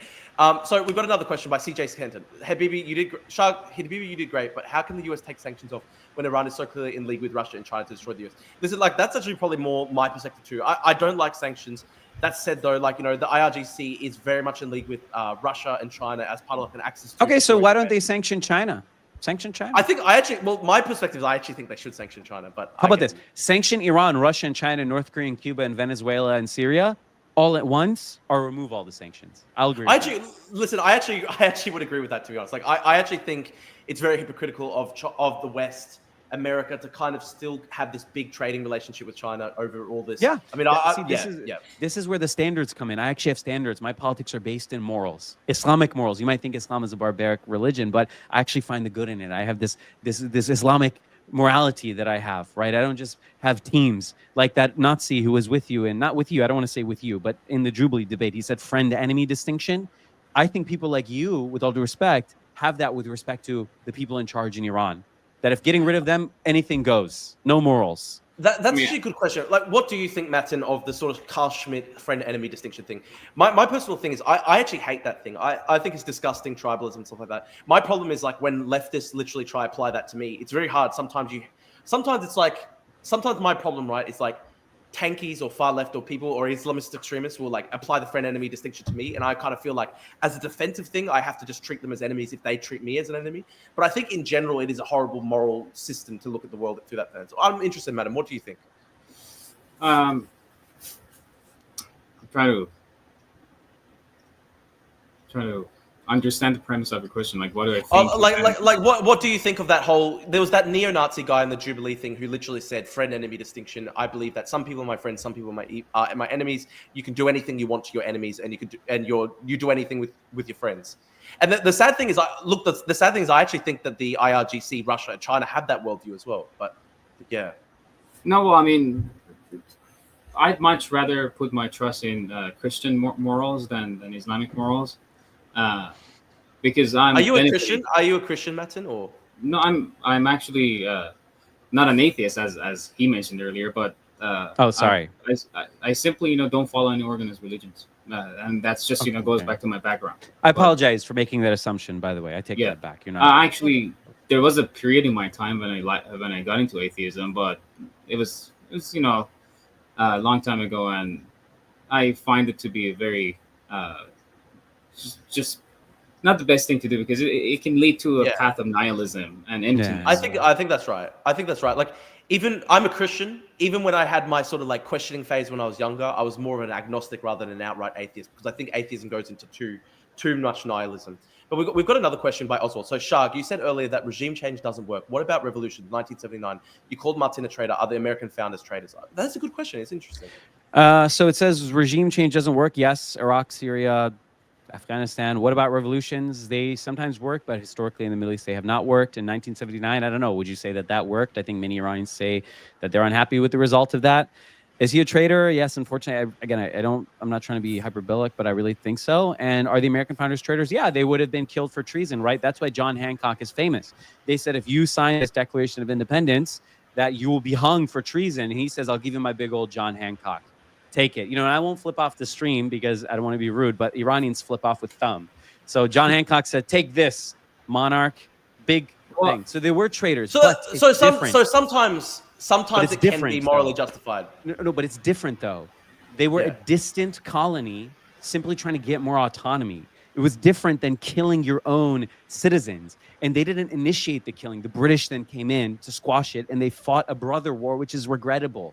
So in a way, they were traitors. And if America could have broken away peacefully like Canada did, wouldn't that be better to not have people? Wouldn't it be better to not have the Civil War? All war is terrible. Yeah, America probably would have avoided us.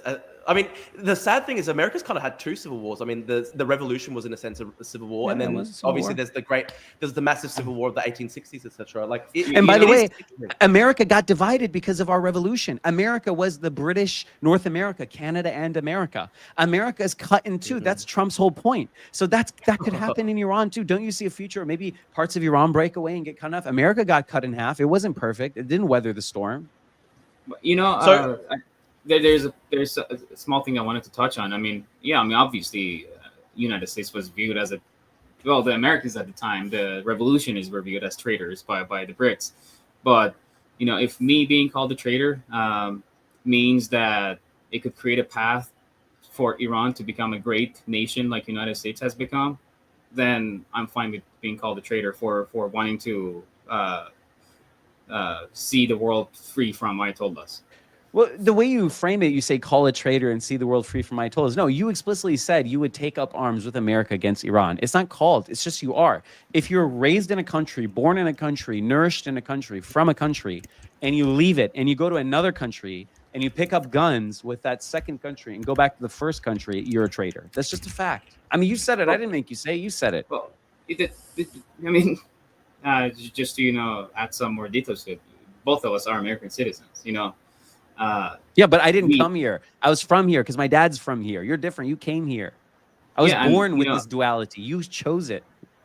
So if the United States, decides to do anything like that, I would see it as my duty because I took a pledge to become a citizen. So to go kill Iranians would be your duty. At the end of the day, because this country gave me the freedom I have, most likely someone like me wouldn't have been alive by now in Iran.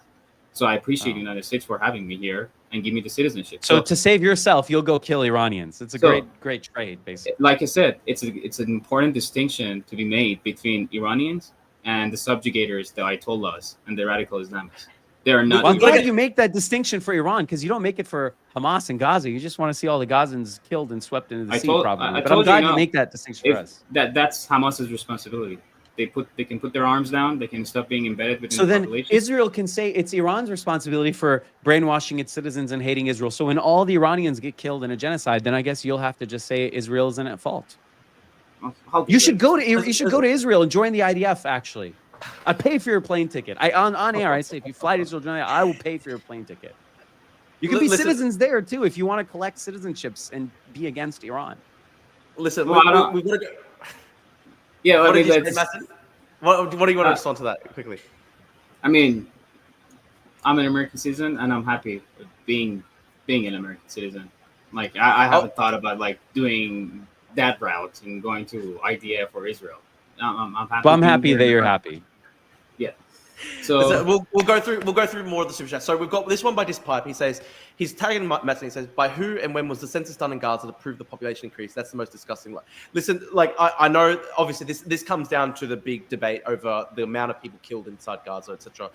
You said Matin that the population is increasing. Obviously, I don't think the population has increased. I think it's interesting. I've looked into this thing before. I think it's very fascinating because the birth rate in Gaza is actually higher than the birth rate, for example, in Xinjiang, China, where the Uyghurs have been systematically sterilized by the Chinese government. So the birth rate is higher. That said, though, there has been forced depopulation. There has been hundreds of thousands who have left Gaza since the war began. There also has been, up to 100,000 killed. So I don't think in absolute terms the population has increased. And obviously it's a very brutal war. I mean, anyway, Matin, do you have a response here to this one? Actually, it was one of the sources was the U.S. government that did something. I think it was a year or two ago that found 2 or 3% population increase in Gaza, and of course I don't remember the name of the source off the top of my head, but there is a clear population increase from 2005 when Israel withdrew from Gaza up until now. Well, there's also been a lot killed too. We've got a question here. And I want to say. We'll go to CJ's question, and then we've got one by Pure Programming. I want to say thank you to everybody who has sent in a super chat. I will try to read out every single one while Matin's still here. So we've got this question by CJ, and then we'll go to Pure Programming's one. So CJ says, Shargh, look, war is terrible, but for people like Matin who want an overthrow of the IR, what are they supposed to do when the Basij massacres anyone who dares to question the IR? I mean, I think that is a good point. I mean, the Iranian regime does massacre its opponents. Yeah, that's true. People like Matin, I said, I'd pay for his plane ticket. He should go to Israel and join the IDF and help guide the bombs to Iran. Go bomb Iran. So that's what he should do. People like Matin, I answered it already. Sorry, you wasted $10. But is there a way though? Is there another way though where?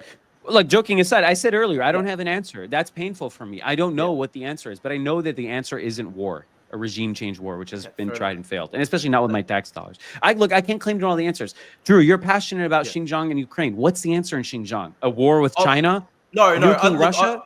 No. There's no answer sometimes. No, look, I actually have thought about those questions pretty deeply. I've never think when it comes to, for example, the Uyghurs who have been oppressed by China and Tibet as well. I think war is absolutely that would be insane. That would be a disaster. Or even Ukraine. Look, the smartest people in the world sit in rooms and they think and they can't get to the bottom of it. What's the solution for Ukraine? Nuke Russia? Obviously not. No. Sometimes a problem is so hopelessly complicated that no one person can just say do this. My actual answer on the question of Ukraine was I think they need to basically keep defending Ukraine until Russia eventually just stops the war.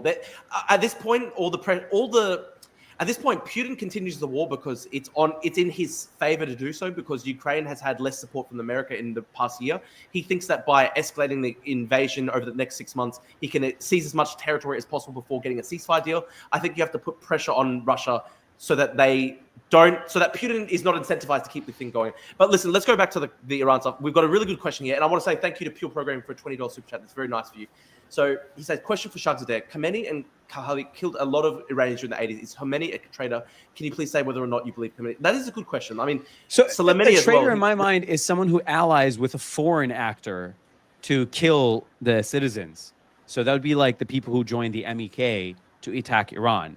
So if Khomeini and Khalkhali definitely, and yeah, he executed tons of communists, and Raisi was part of that, and he was sanctioned. Yeah, all that's terrible. By the way, I had a cousin who died in the execution of communists. So I'm not going to sit here and say that's good or bad. Well, right? There were 30,000. There were 30,000 executed. There was some large number, right? Yeah, it's a tragedy. Of course, my family was permanently traumatized by that reality. They're afraid to even mention his name. Of course, it's terrible. Wow. But look, that's a very fine distinction. So if you want me to say that they're bad, sure. But do you want me to call them traitors? I don't know. I think there's a distinction there, and then people will say, "Oh, you refuse to call them traitors to make it seem like you support it." But no, there's a distinction. If you're with an enemy country in a war against your own, you're a traitor. If you do atrocities against your countrymen, you can be the worst person in the world. If someone gets up in Iran tomorrow, hypothetically, don't do this, not saying I support this, and shoots 50 people, like a mass shooting we have here in America. He's evil, he's condemnable, he should go to jail forever, he should be wiped away from history, but he's not a traitor, right? Traitor has a specific context. So the answer to that is technically no, but don't say that Shargh Zadeh is supporting this, because I suffered from it too. My family member died. What's your take on that, Matin? That's interesting. I think that's the worst type of traitor that you can have, because these people are claimed to be part of your country and claim to be ruling you, and at the same time they are killing you, killing tons of you for simply not being not being on the same side as them. So I think that's the worst type of traitor that you can have. So then are Zionists traitors because they've killed so many people who are under their jurisdiction? And the Egyptian government and all these other states that regularly kill, and the Indian government that's torturing and harassing the Muslims, that tacitly approved of the Gujarat riots, Modi, who's in charge, approved of them. And, are the Americans who killed all these black Americans in the 50s, 60s traitors? I mean, if that's your view, then the world is full of traitors, because the world's full of awful, terrible people who kill. So anyway, we can move on from this. It's not so important. Look, I've got a $20 super chat here. It's incendiary. So listen, I'm not endorsing it. Sure, yeah, go for it. Okay, so this guy, Amin, he wants to ask about Muhammad and Aisha when Aisha was a very young girl. Listen, like, I know that this is a very... You don't have to back it up so topic. much. Why are you more? I why are you more bothered by it than me? I'm the Muslim here. Well, look, I don't know. I see Tommy Robinson type people use this all the time to tell Muslims that they're all pedos and stuff. I think that's wrong. Listen, obviously, I have a problem with what Muhammad did. I don't endorse that at all. I know it's a big incendiary topic, so I don't know. Do you guys want to talk about this quickly? Let me answer, because I'm a Muslim. The Prophet, peace be upon him, sallallahu alaihi wasallam, was based in Chad, and everything he did was great, and he did nothing wrong. And whatever he did that's on the records, I unequivocally defend, and I will not condemn it. And you guys are just pure cringe, liberal talking points. Sam Harris, new atheist from 10 years ago. Oh, Aisha was 9. Aisha was 9. Aisha was 9. Guys, it was 1,500 years ago. The world was different. My great-grandmother gave birth when she was 12. 3 years after I... Yeah, the world was different. And I think Matin, with all due respect, I don't want to bring his family into it, but just as a hypothetical here, I'm saying probably his great-grandparents too. Ask your family members. Look at their shanas, their identity documents. Look when they were born and when their parents were born. That generation of Iranians, 12, 13, 14, very normal to give birth. I'm talking just 100 years ago. People I was alive, they gave birth when they were 12. My great-grandmother died at the age in 110s. When I was a child living in Iran, when I went to high school, we talked about, she gave birth when she was 12 or 13 years old. She didn't know fully because she didn't know her age. And by the way, Muslims debate whether Aisha was 9 or not. But even if she was 9, I would still defend it. And by the way, the Jews in their tradition have a prophet who married a 3-year-old. So if you have a problem with Muhammad being a good role model, then you should also be an anti-Semite, because they have basically the same issue. I don't know. What do you want to say on this, Matin?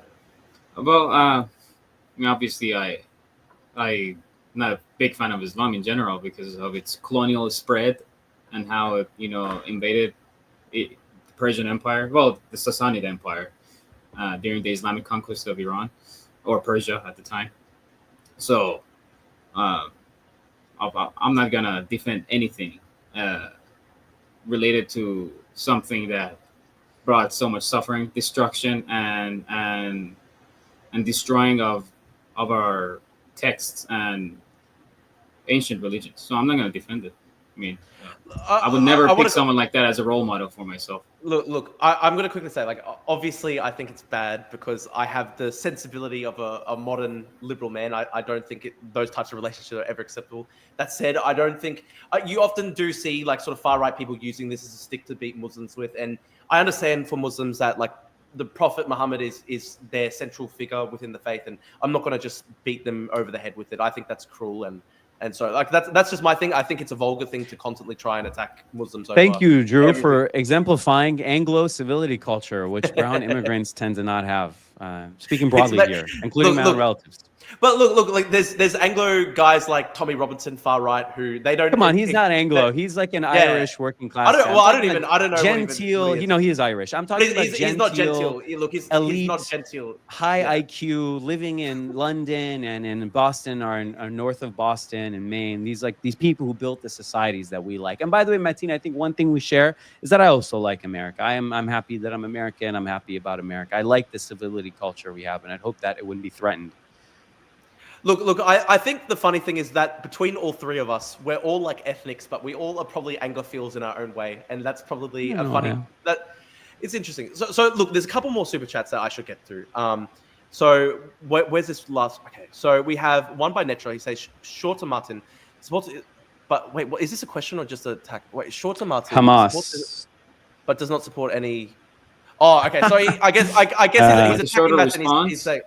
Okay, yeah. Do you want to respond to that? So essentially, this guy's saying you're being a hypocrite because you oppose the Palestinians militants, but you would support militancy in Iran.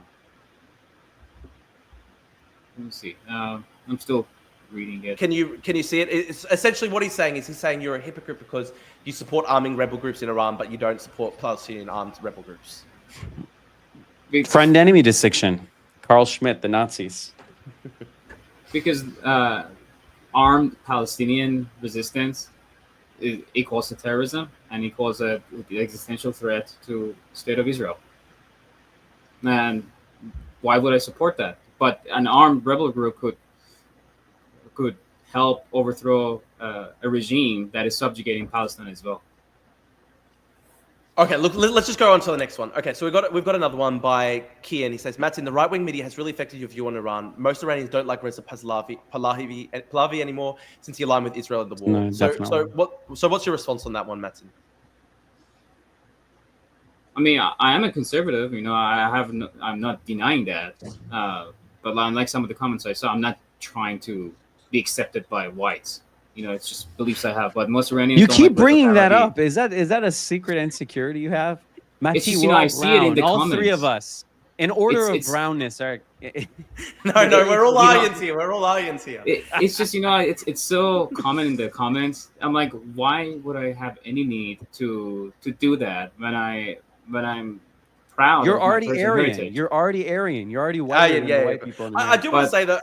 But back to the question. Can I say one thing?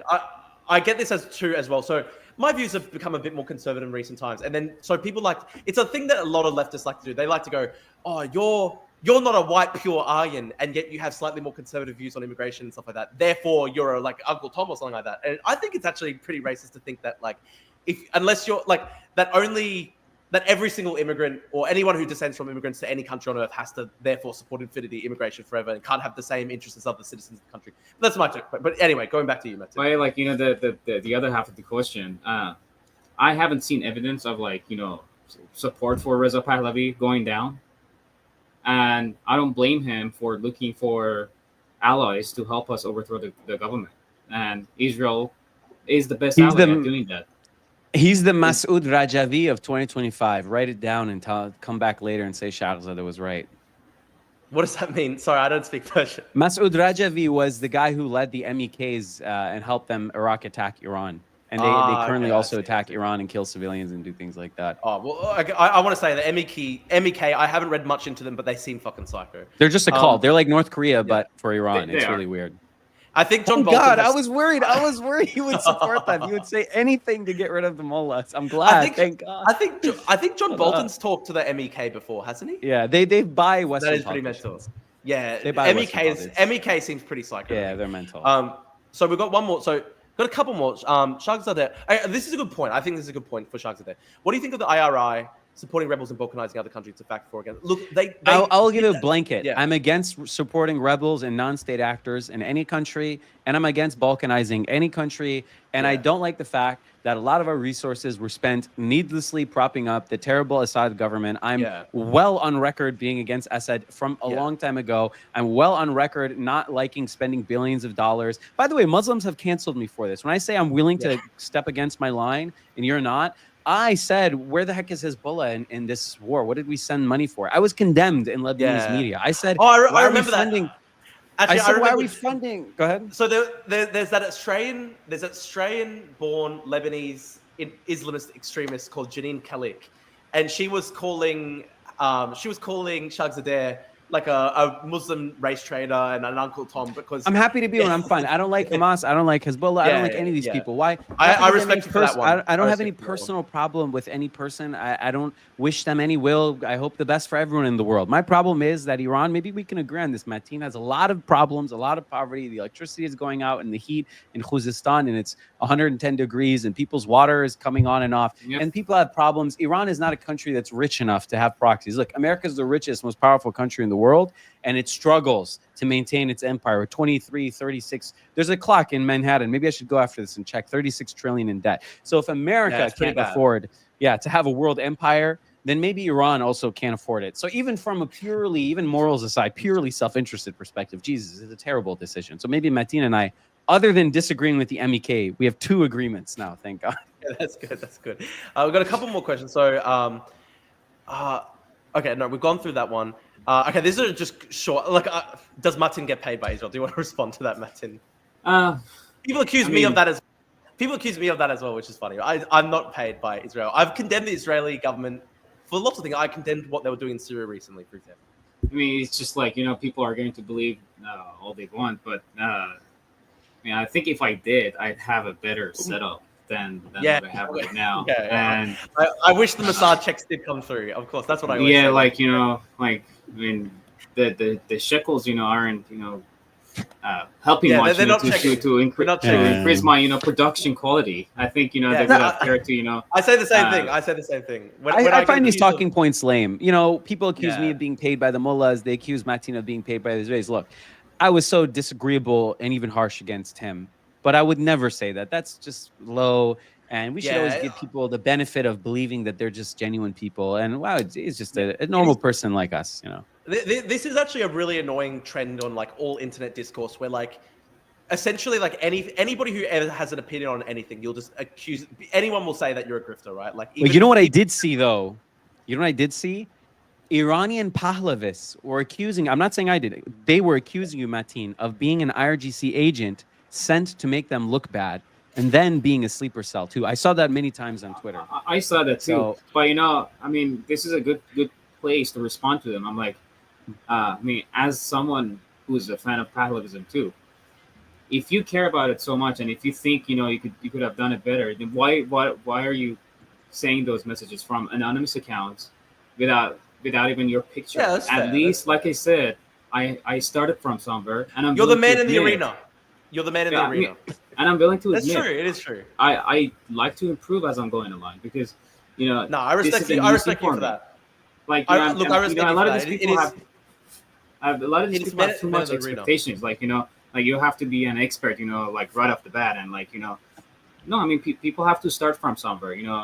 Greatness doesn't come overnight. You have to put yourself in intense situations. You have to deal with the hatred. I actually respect you for that. Yeah.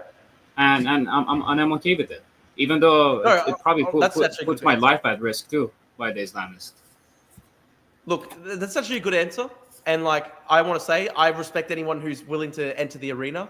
I've been doing this stuff for 6 years now, and Matin, this is probably like your second ever debate. I've been doing it for 6 years, so I think you're doing pretty good considering, like, you're very new to this stuff, I guess.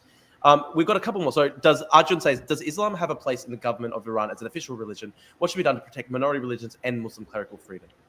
Is this for me? Because I think he'll just say no, it doesn't, probably. Yeah, I think maybe more for Shargh Zadeh. Sure. So I would say that, look, even in the Pahlavi era, Islam was the official religion of Iran. It's just a matter of how seriously you take it. So I think Islam will at some level always be the official religion of Iran. Kind of like, the Christianity really is also the official religion of America. We swear on the Bible. We have the 10 Commandments in courthouses. We say in God we trust in the money. So in effect, America is a Christian country. Maybe actually a third point of agreement with Mr. Matin and I is that I think America should be a Christian country. It should be informed by Christian morals. I would like to live in a country that is Christian and not atheist, because I want some culture, I want some heritage, I want some softness, some morality. So in that same way, I don't think there's any problem. Even maybe Matin would maybe agree that Iran remains Islamic at that level, but that minority religions are free like they are in America, and that clerics can live their life. Like, look, I'm an American. I think I like what America does. I'm a cleric in some way, a Sufi kind of guy. I teach Sufism. I have a Sufi gathering. I'm free. No one tells me not to do it. And there's a Jewish neighbor and a Chinese neighbor, and we're all together. And America is Christian broadly, and everyone's fine. So I see the analog of that in Iran, that if I was an Armenian and Iran is a Muslim country, that I could live my life and be free, and like many Muslim countries. This is actually a really good answer. I want to ask you a quick question on this because I think it's interesting, Zadeh. Where do you think the line should ever be drawn? So, I want to quickly say, remember when you brought up that extremist rabbi in New York City who said that every Palestinian kid should be killed? I think that should be shut down. Just as I think that, for example, Islamist extremists who are like outright literally calling for war against America and stuff should be shut down. So where do you think like the line should be drawn when it comes to like sort of extremist religious? I'm more in the favor of free speech. I think maybe, again, we're like at the end, we're all just circling back to agreements. Matin had a free speech lawsuit, so maybe we agree. I agree with free speech. I didn't even know that, but yeah. Of course, the problem is that free speech needs to be tempered by this culture of civility that America had that's slipping away. So that's where I don't know the answer, frankly. I would like to say I'm an That's a great answer, actually.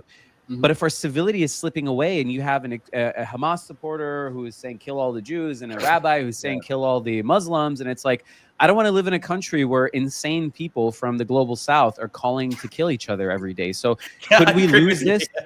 Honestly, I don't know. I want free speech. I want civility and free speech. But if people can't handle it, we have a good word in Persian, Matin, jambe. Jambe basically means like if you can tolerate something. So free speech requires jambe. Ba jambe dashte bashi. You can have free speech, but you can't be a clown. Like you can burn. I can go in the street tomorrow in Manhattan. Right north of me is a Jewish neighborhood in Upper Manhattan. There's a string that the Jews hang to make so then the Sabbath they can carry their keys. That's the lights. Yeah. I can go cut that if I want to be a mean person. I can go burn the Torah in the street and they can't do anything, right? But I don't, because we have civility. They respect me, I respect them. But if we lose that, that's my attitude on Quran burning, for example. Like I don't think it should be illegal, but I think it's a disgusting, vulgar thing to do, and I think guys should do it. It's undignified. And that's why I disagree with Iranian secularists in Europe. A lot of them have started like burning Qurans and stuff. I say, come on, man. I get where you're coming from. You're upset at Islam, but civility is so valuable. It's so important. This is so true, and I think you've put it into words so well, Shargh, that like this is actually how I see it. And I wasn't even able to express this the way you did. I am actually somebody who loves free speech, and I want free speech. The problem is that when you have like no civility guardrails at all, and the culture is degrading, and then you just have people literally just saying we want to fucking massacre each other constantly, like that's when you start having to look at like sort of Singapore style things. Yeah, and unfortunately, the sad thing is I actually think it's like the completely cultural relativist open border sort of policies that a lot of Western countries that have at the moment that is making me think that even though I'm somebody who in my heart and soul loves free speech, we actually have to potentially start looking at sort of Singapore style solutions. If we're going to have completely open borders, no defined culture, nothing that people are supposed to assimilate towards, and people are just going to be out of the street calling for the murder of each other, how do you even have a society at that point? So you're right. It's hard to have a society with that. Yeah, I hate to say it, but I mean, Gulf countries have blasphemy laws that are all encompassing. So not just in favor of Islam. In Oman and in the UAE, you can't insult Christianity or Islam or Judaism or anything, because they recognize if there's no shared common culture, everyone's from everywhere, they're diverse and multicultural, that the society will fall apart if you have just kill each other getting burned. So I would hate for us to have to do that. I wish we could just have jambe, as we say in Persian, to just have enough maturity to not kill each other over the Quran or the Bible or the Torah. But I agree if we can't manage our society, I don't know, maybe I wouldn't live here anymore. I'd go somewhere else. That's actually very sad. I wanted to touch on the question from Arjun a little bit about Islam being the official religion. You know, the funny thing is they did a survey, and right now the amount of people who are praying or call themselves, to be praying is like 60% in Iran, but like it used to be 80% during Pahlavi's era, like pre 1979, which it shows, how religious extremism and Islamic extremism has like has taken people away from like practicing their religion. So, and my view is like how Cyrus the Great had the view. He was responsible for the first ever human rights constitution in the world, and he allowed all different religions to exist within the Persian Empire. So, if the Muslims are going to be able to behave, so be it. I mean, why not? Like, if everyone's going to be able to behave and coexist peacefully with each other, then let like it in America. Like in America, yeah, why not? Matin, here's a good question. So I assume that you're obviously a free speech guy, and so I assume you're against blasphemy laws and stuff like that. And listen, I'm against blasphemy laws too. But would you agree that, say, like something like the act of burning a Quran is like a vulgar act? It's not a nice thing to do. I mean, yeah, you're right. I'm against blasphemy laws. So, I wouldn't mind that happening. I mean, yeah, it is vulgar, but like, well, still, my question is my right. question. Yeah, no, of course. My question though is like I'm actually in agreement with you that it should be legal, but I think it's a disgusting thing in the same way that I would. You should know better, basically. Yeah, you should know better not to do it. Like, would you say? I know that you're sort of like a ex-Muslim guy, or you're like sort of anti-Islamist. Like, would you say that burning a Quran is a terrible thing to do, even if it should be legal? Or what's your sort of stance? No, I wouldn't find it, a terrible thing to do, because I believe a person who truly believes in their religion shouldn't be mad over a book being burned. That's not the question. The question is it incivil? Like, no, like you have free speech. You can go in the street and call people fat, and go to someone, you're fat, you're stupid, you're fat, you're stupid, to everyone. And I could do that right now. I can go in the street and yell at everyone, but I don't. That's the same. Do you consider it uncivil? Do you consider it rude? Yeah, that's the question. Like, be adab, as we would say, to do that. Oh, damn, relieved. He exited because he was floundering. I actually really want to hear his answer on that. I'm hoping he'll come back in a second or something like that. This was it's actually something. I don't know. Let me quickly message him to see if he's coming back. I was hoping, I was hoping that he would walk back and I would come out on Twitter and say, look, this guy's is misrepresented. I would tag Mehdi Hassan and say, give this guy a chance. Like, you pushed him in a corner with your rhetoric.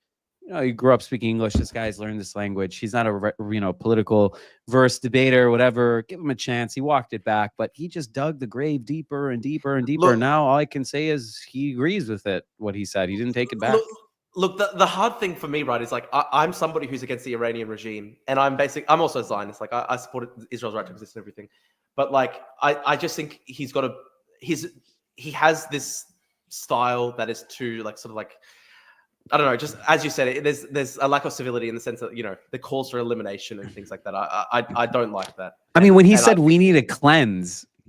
That's really bad. Of ideas. It's like, come on, you sound like Milosevic. You sound with that rhetoric is so dirty. Was that in the Jubilee debate? Because I actually haven't seen his. Yeah, it was in the debate. You should watch it. Man, it's bad.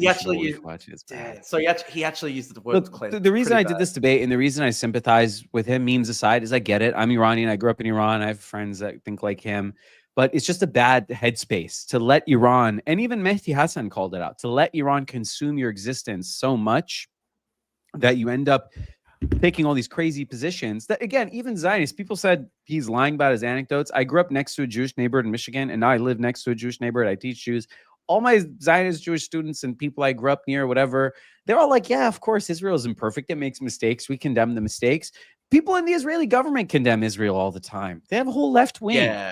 But these Iranian Zionists are like more Zionists than the Zionists. Well, this is the funny thing. Like, people accuse me of being like, a complete apologist for everything Israel does. But like, I've over multiple different points of the war, like I have criticized it. And I remember there's that guy that you're friends with, who's a writer for, I think, New Lines, Muhammad. And I think he's actually a really smart guy, even though he hates me.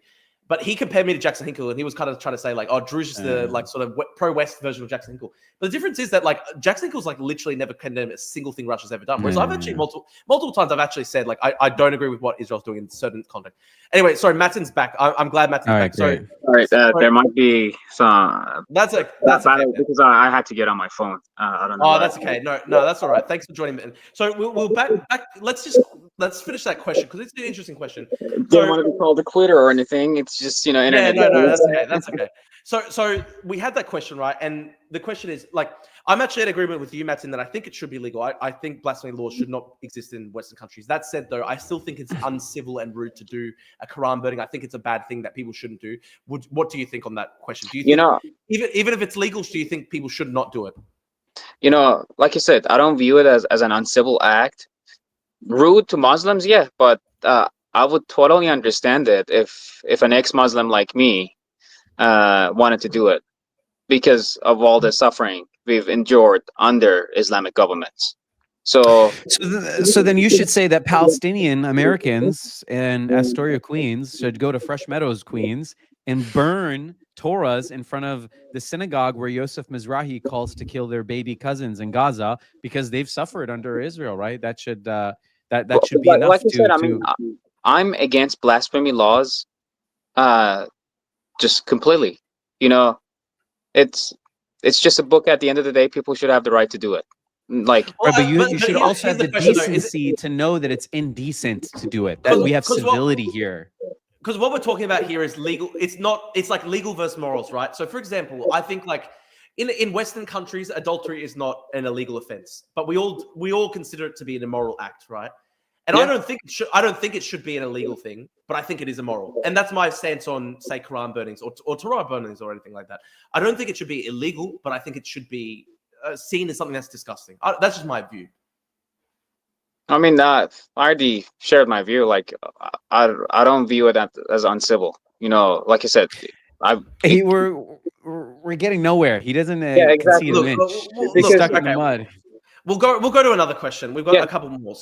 So we've got one by Brian, and I think this is for Shargh Zadeh. So was it wrong to eliminate the top 20 ranking IRGC leadership but leave the... I don't know. I think this is just a comment, to be honest. But okay, what am I to say? Like, leave the Supreme Leader? Yeah. It seems like more of a troll, honestly. I mean, what am I to say? Okay. That's not a question. Okay, it's just a comment. So, okay, here's one. What does Matin think of the Mossadegh coup?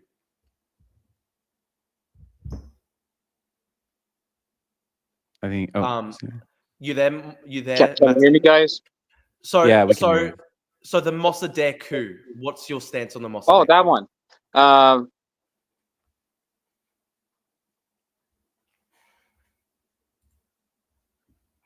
So, for example, like the coup against Mossadegh, that installed the Shah. I know. I'm just like, yeah. You're for it or against it? I'm having problems right now. Sorry. It's just video issues right now. Sorry. Oh, your video looks fine, man. Your video and audio is perfect. Oh, okay, damn. All right. That's a shame. He'll probably say he's pro the coup because he's a Pahlavist. So that's my guess. Okay. Right. And obviously he has no qualms with Iran's sovereignty being violated. So why would he say he's against it? We've got the guy who asked the troll question about Muhammad and the daughter. He's got another one. I'm not going to read it out because it's obviously sure. So this is it's like a weird hypothetical. It wouldn't really exist. Like I don't have a daughter. I don't live then. So it kind of like to transplant me then. I can't really think like people then. I don't know like if I lived then. Years ago. Yeah. So if I lived then and I had a daughter then. Sure, because my family allowed my great-grandmother to get married when she was 12, and they lived in like 1900. And Amin's family probably, if he's Muslim or Iranian or whatever, would probably have done the same. So yeah, it's impossible to know. If I lived 1500 or 1300 years ago, would I be Muslim or not? Am I a Muslim in this question? If I'm not, obviously I wouldn't support it.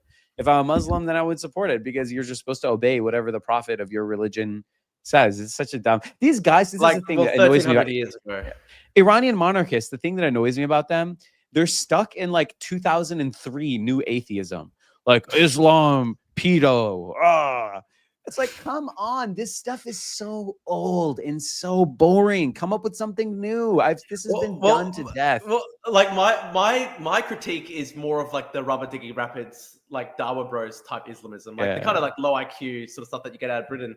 My thing is not against the religion as a whole. It's more just like the people who. The funny thing is, two people agree that Islam is about this stuff: the extreme Muslims and the anti-Muslims. They love to talk about terrorism and 9-year-old marriage. Everyone else in the middle, the Drew Pavlus, the Muhammad Mujaradis, everyone else is like, never think. You know how often I think about how old Aisha was when she married the Prophet? As often as Islamophobes bring it up to me, because I don't think about those things. It's just a factoid from 1,400 years ago. The world was insane 1,400 years ago. In the country I live in, we had Jim Crow 50, 60 years ago. There's people in Harlem. I live in Harlem. I talk to them. They lived through Jim Crow. They remember when this was segregated. But the world is crazy in the past. You're worried about that? No, I'm not going to do that now. Yeah, no, I get you. So for the viewers, I was on my hotspot and I've completely used it up. So sorry about that, man. And that's another reason, if I was, being paid by Israel, I'd have better internet. So no. Well, listen. What are your thoughts on the Mossadegh one? I mean, most pro monarchist. Oh no, I think it's fallen again. He really does need the Israeli funding then. I'm going to call up. I'll call up Mossad. I'll call up my contact. Oh, yeah, we got you. I said, I'm not a fan of Mossadegh.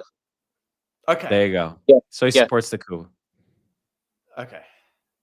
Look, I said he'd be willing to fight his own country in a war. You think he cares about a coup? This is like small peanuts. We can move on to another. We've got 2 more. Maybe we've got 2 or 3 more questions, and then I'm conscious of the fact that Matin was only going to do it about an hour, and we've gone a lot over. So I'm very much a lot more. Yeah, thank you, man. But okay, we've got 2 or 3 more, and we'll go through it. So we just saw a case study play out in real life in Iran v. Israel or US bombing of Iran. They chose to keep the regime in power and want to get a sweetheart deal with them, like Zelensky. Why believe this fantasy still? Who is this directed at? I'm not sure. I'm disinterested in this deal talk because there's not going to be a deal anyway. They've committed to regime change. It's just a slow play out of a regime change. So if there's not going to be any deal, it's like the Aisha question. Who cares? It's never going to happen anyway. So whatever. Okay. Waste of time anyway.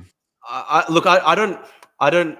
I guess he's just asking you about the deal or whatever. So we can. We've got one by Shirin Saba. Oh, this is a cool question. Where can I hear more of your ideas? How does Sufism shape your viewpoint? Do you think it can unite Iran? When is the book coming? Okay, that's actually a cool question. Okay. Thank you. So more of my ideas. If you go on my website, Persian Poetics, and if you go on my personal pages, Persian Poetics and Shargh, I mean, my name on here is just my page. You can find more of my ideas, how Sufism shaped my viewpoint. Again, it gave me that moral yardstick. And also that love for my heritage. These Persian Sufis, they're what made me fall in love with Persian beyond just it being a spoken language. And again, a rare point of unity between me and my team. We appreciate Maulana, Rumi, Hafiz, all these people. And I am so appreciative of that moral yardstick they gave me, that all humans are valuable, that all people are precious, that all religions have beautiful wisdom. And this, I agree. It's a way to unite Iranians. Like me and my team, we couldn't disagree more. We agree on this. So I think Iranians can unite on loving this heritage, and it is Islamic. Now, Matin might say it's in spite of Islam that they were like this, but I would say it's because of Islam. And the book is actually, it is out. You guys can't see it because I have these antique clothes. So I bought these antique clothes to prove to people who hate Islamic tradition in Iran that we did dress in robes. They're really old clothes from Iran. And I also have this dagger, by the way, in case anyone insults Islam. I have a dagger here. So I have a book out. It's called The Flame of Love, and it is out. Actually, just came out. It's a Rumi book. And that's cool. I'll have to order it. I'll literally order it. Yeah, it's called The Flame of Love. Here, I'll show it to you. Just give me 1 second. Please do. I'll literally order it. That's cool. This is a question for you, Matin. Here it is. That's cool. That's awesome. Tickets. There you go. It's got a nice design. Thank you. I will gift you a copy, Matin. If you send me your address, I will send you a copy.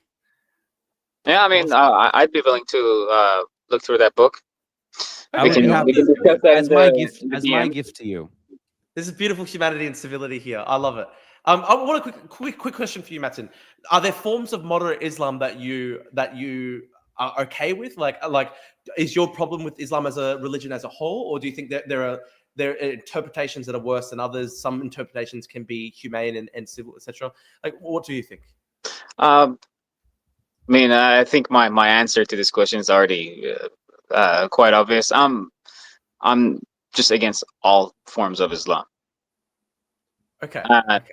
that's the simplest way I would put it.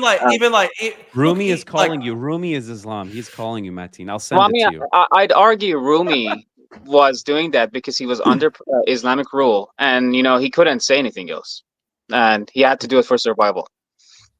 But I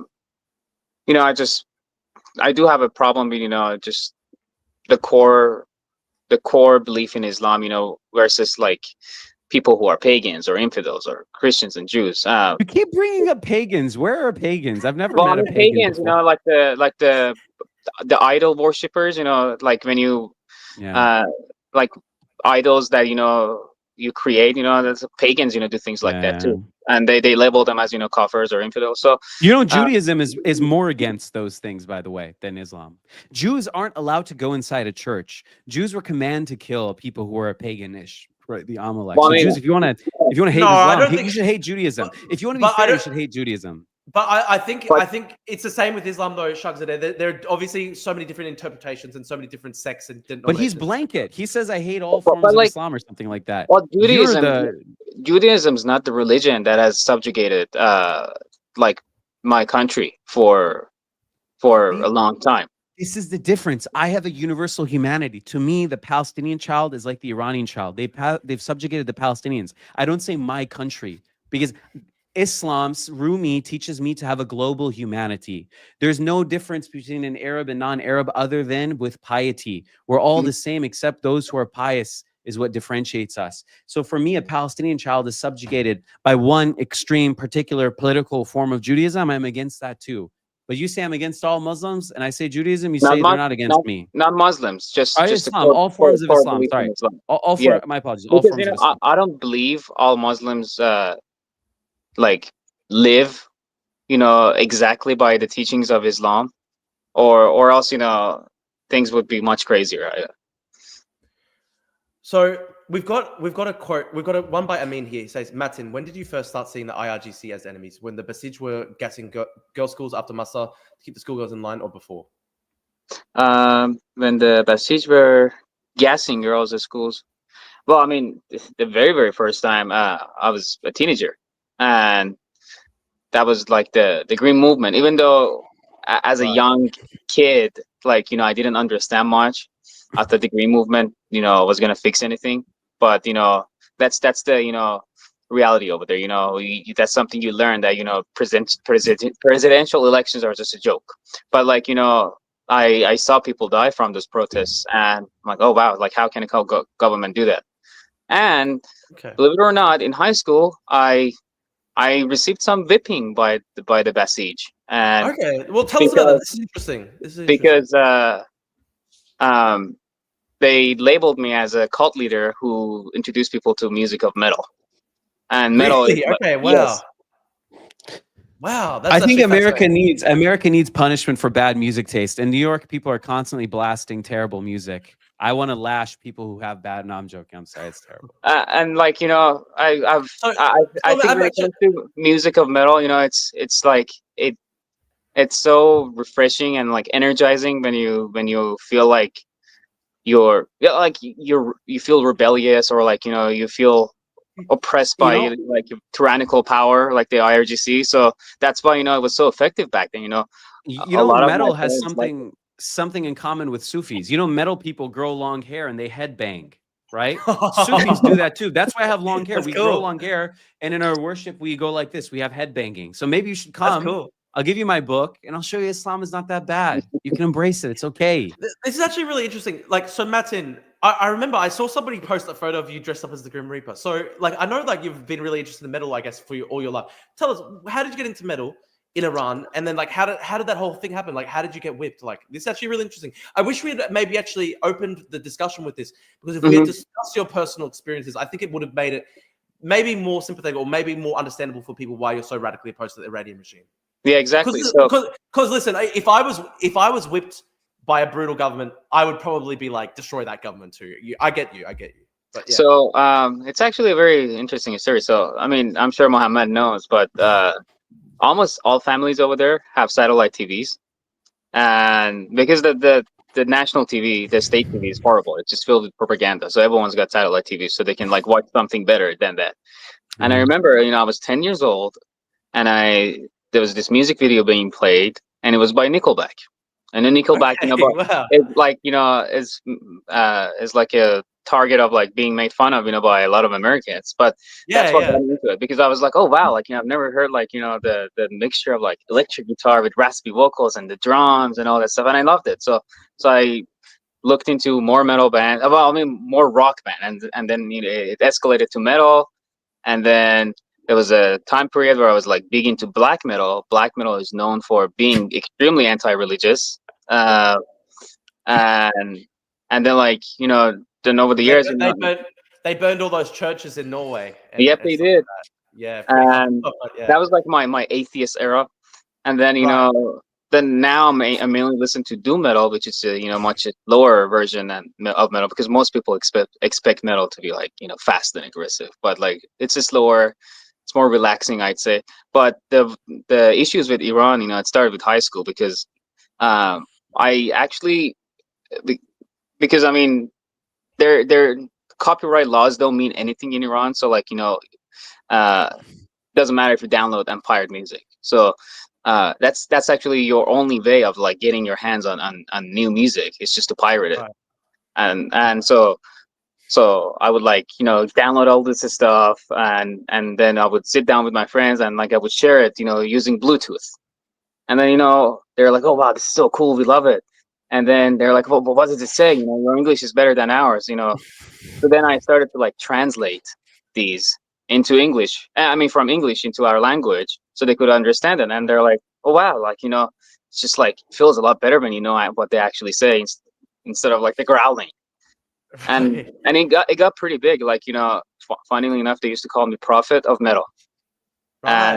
So it became a very widespread knowledge that I was doing that. And even in like some Western country, metal is viewed as the music of Satan or devilish. Yeah. And they're all in America, that's the big thing. So you have sympathies for paganism. I knew it. You keep bringing up paganism. And there are like types of metal that are satanic. And there was the huge thing in America of the conservatives hated the satanic rock for like decades. So yeah. Yeah, and that's like one of the things that I'm not in fully agreement with, like the conservatives. I'm like there are different types of metal. It doesn't mean you're like a Satan worshiper. For just listening to metal. I have a question for you, Matin. Do you see any parallel between what you've experienced in Iran, between what Palestinians experience with Israel? Lack of freedom, petty removal of freedom, indignities. Can you not see the parallels and the irony at all? That you hate the Iranian government and Palestinians hate the Israeli government for very similar reasons. Not Hamas, not Islamists, just average people, Christian Palestinians even. You don't see any parallel, any irony to that? Well, I mean, it's just their hate is focused on the wrong people. They got to focus it on Hamas. What about the West Bank Palestinians, the ones that don't live under Hamas? Or before Hamas existed? What about in the 80s? What about in 1948 during the Nakba? Should they focus it on Hamas then? It's all Hamas, Hamas. It's greater than Hamas. Bill, like I said, it goes back to them just being against the Jews. So, like, why can't they, peacefully coexist with the Jews and like be constantly? Are you saying they, as in all Palestinians, are against the Jews? Of course not. The crazy ones that are willing to act upon their words and the teachings of Quran. Are the churches that Israel bombed against the Jews? The churches too? The one that the Pope would call the one Catholic church in Gaza that was bombed, are they against the Jews too? I actually have an anecdote. Do you guys know who Justin Amash is? No, I don't. He's an American congressman. His family came from Israel or Palestine in 1948, before Israel or Palestine really existed. And when it was Ottoman, they got Nakbad, and half of them went to Jordan and half of them went to Gaza. And the ones that went to Jordan came to America. And the ones that came to America produced Justin Amash, who is a lawmaker and a thought leader in the libertarian faction of the Republican Party. And Justin Amash's Christian relatives who lived in Gaza were bombed and killed, I think 40 of them or some insane amount, and their church was bombed and destroyed. And that's why I am pro-America and not pro-Israel, because America says, come on, and you can be a leader in our country. You can do great things. And Israel says, I'll bomb you and I'll bomb your church. So that's why I think, Matin, if you want to be an American, I'm glad you're part of the club. I'm glad you came. You should embrace American values and support our vision for minorities, for the other, not the ugly Zionist vision, which is that you must get flattened to the ground or you must submit yourself. America gave me and you dignity, and I love America for that. It gives Palestinians in their own country indignity. Zionism is simply believing in the right of Israel, the Jews to have a state. And that state is Israel. There's nothing wrong with that. I think just I didn't say there's anything wrong with it. Their conduct, not their existence. I'm not debating on their existence. I'm debating on their conduct. What I would say to Shargh Zadeh is, just as there are lots of different interpretations and factions within, say, like Islam or whatever, like within like the Zionist political movement, there's so many different interpretations and tendencies. The woman, for example, Vivian Silva, who was killed on October 7 in one of the kibbutzim, she was a liberal Zionist, and she had spent her entire life helping Palestinians. She took sick Palestinians out of Gaza, took them to hospitals in Israel to be treated, and she was slaughtered on October 7th. And she's a liberal Zionist. Yeah, it's terrible. I didn't defend that. I know you condemn that. What I'm saying though is, like, Zionism is such a big tendency that it can incorporate both Vivian Silva, who's like a liberal Zionist, and it can go all the way to someone crazy like Randy Fine or fucking Ben Gvir. No, so I think, look, the people I know here who are Jewish, who are Israeli, are Zionists. Yeah. I grew up with Zion. People who told me I'm Zionist. I have family in Israel. I visit Israel. Yeah. Oh, why did you miss class last week? I was in Israel. That's fine. I'm not saying whatever. Yeah. I hate all Zionists or whatever. It's just, it's so easy. Just call out the craziest ones. Look, I get it. The Jews are going to be there. The Palestinians are going to be there. They have to learn how to live together. Both sides have to learn how to live together. And the Zionists will be there still. But the issue is the crazies in the Zionists, which, by the way, if you're pro-Israel, you should call them out, because they're going to push Israel to the brink of destruction. So if you're pro-Israel, join me in calling them out. Well, look, I actually am doing that right now with like Randy Fine and Ben Gvir. I agree they're crazy. And the reason I bring this up, though, is because you said, Zionism's vision for the Palestinians is to crush them. And I'm like, I'm sorry, the crazy or whatever. Yeah. Okay, yeah. Well, because they're also, by the way, which faction is in power now, though? The crazy ones, the Ben Gvirs, the bad ones. I agree with you that the sad reality is that the far right crazy ones are in power. That is the sad reality. We've got two more super chats, and then I guess we can. Let's slowly wrap this up. I feel that he has things to get to, and I have things to get to as well. So let's give it 5 more minutes. Maybe we can end it around 2.5 hours. I want to say thank you so much. There's 2 questions, should be the last ones. Okay. This is for me. Obviously, it's for me. Khaybar ya Yahuds Jaish Muhammad Sofi Aoud. This is what he's talking about, which means Khaybar, O Jews, the army of Muhammad is going to come back at pro-Palestine chants. It's a reference to a battle where the Muslims fought Jews. I don't support this chant. I never said this chant, so I don't know why I'm being asked about it. And of course, Matin will be against it. I do want to say, look, it's not just fought Jews. It's a pretty genocidal chant, because it references a slaughter. You could say it's almost like an equivalent of. By the way, I don't believe it happened. I don't believe the slaughter actually happened. You know why? Yeah. Jews are very happy to write about their discretions and things that happened to them. The Jewish Bible is full of, we messed up, we did this, we made God mad. And if you ask a Jewish person, they will happily tell you all the times they were mistreated. And of course, we're against that. Khaybar massacre is not in Jewish texts.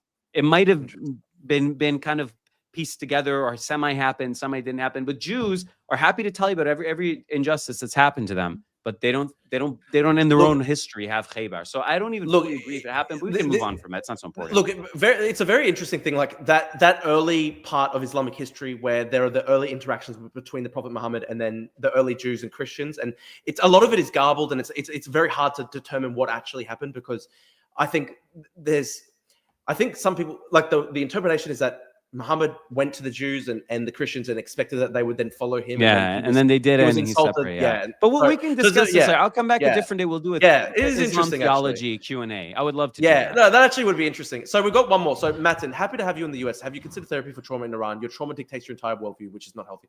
I want to say one thing, right? Like, probably in my own crazy moments, like, my trauma of having had like communists spend 5 years calling for me to be killed and shit like that, it probably informs why I sometimes get so hardline about communists and stuff like that. Like, where sometimes I'm just like literally just crush communists, crush Hamas and stuff like that. It probably some of it comes from my own trauma, because I've had Islamic extremists spend 2 years calling for me to be killed. And trauma of millions of people in the world that have died by communism.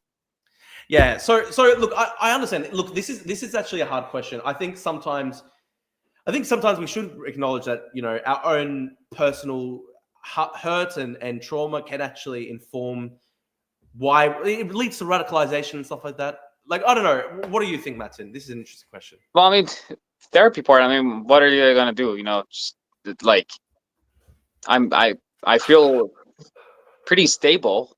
I'm not going out there and, like, you know, just stabbing Muslims like, you know, they're doing in Europe. Like, you know, I'm perfectly able to coexist with them. I have lots of neighbors that are Muslims, you know, and I say hello to them. We speak. Well, you're a non-violent person. So I don't think, you know, it traumatized me to the point where I would need therapy. You know, I've come to terms with it, and one thing that helps me to just deal with it, you know, is benefiting from, you know, the freedoms I have in this country, and it's been like, you know, 11 years since that happened, so it's been a long time. How old are you, out of interest, Matin? Try to guess, because I mean, 25? I've heard, you know, 25, 26. I've heard a lot of people, you know, go in like the 40s or like 30s, and like, but no, yours was very close actually. I'm 27. What year are you? Okay, so you're born 1998. Yes. I'm 1999. Okay. Oh wow. Yeah. Wow. So it's interesting. Like, when we were basically in high school at the same time, it's crazy how different your high school experience was. That you literally got fucking whipped by the Basij, while I was in high school just minding my own business. That's crazy, man. Listen, I you know what? I actually said this, Matin. I think I said this before, but I actually really wish that we had opened the discussion with your own personal experience and history in the Islamic Republic, because I think it would give people more context for why some of your views are so hardline. Because listen, I understand it. Look, I do think my personal take is, and I said this to Shargh, I think rhetoric like elimination and eradicate and cleanse, I really don't like that rhetoric. I think it's bad rhetoric. And so, like, I disagree with you on that sort of stuff. But I think if we had opened with the discussion of what you had experienced in the Islamic Republic, I think maybe people would understand why you've got more hardline. And I think people are often hardline in response to their own trauma and stuff like that. Mm-hmm. It's sad. It's sad. Yeah, it's sad. But I think that's a good place to leave this at. Good 2 hours good place. 30 minutes. Yeah, good place to end this. I want to say thank you so much, Shargh and Matin. This is actually really cool. I'm actually really happy because we had 200 live viewers for 2.5 hours. That's one of my biggest streams ever. So you guys are legends for doing Captive this. audience. Thank you so much. Good. Yeah. No, my pleasure. You guys are legends. Thank you for having me.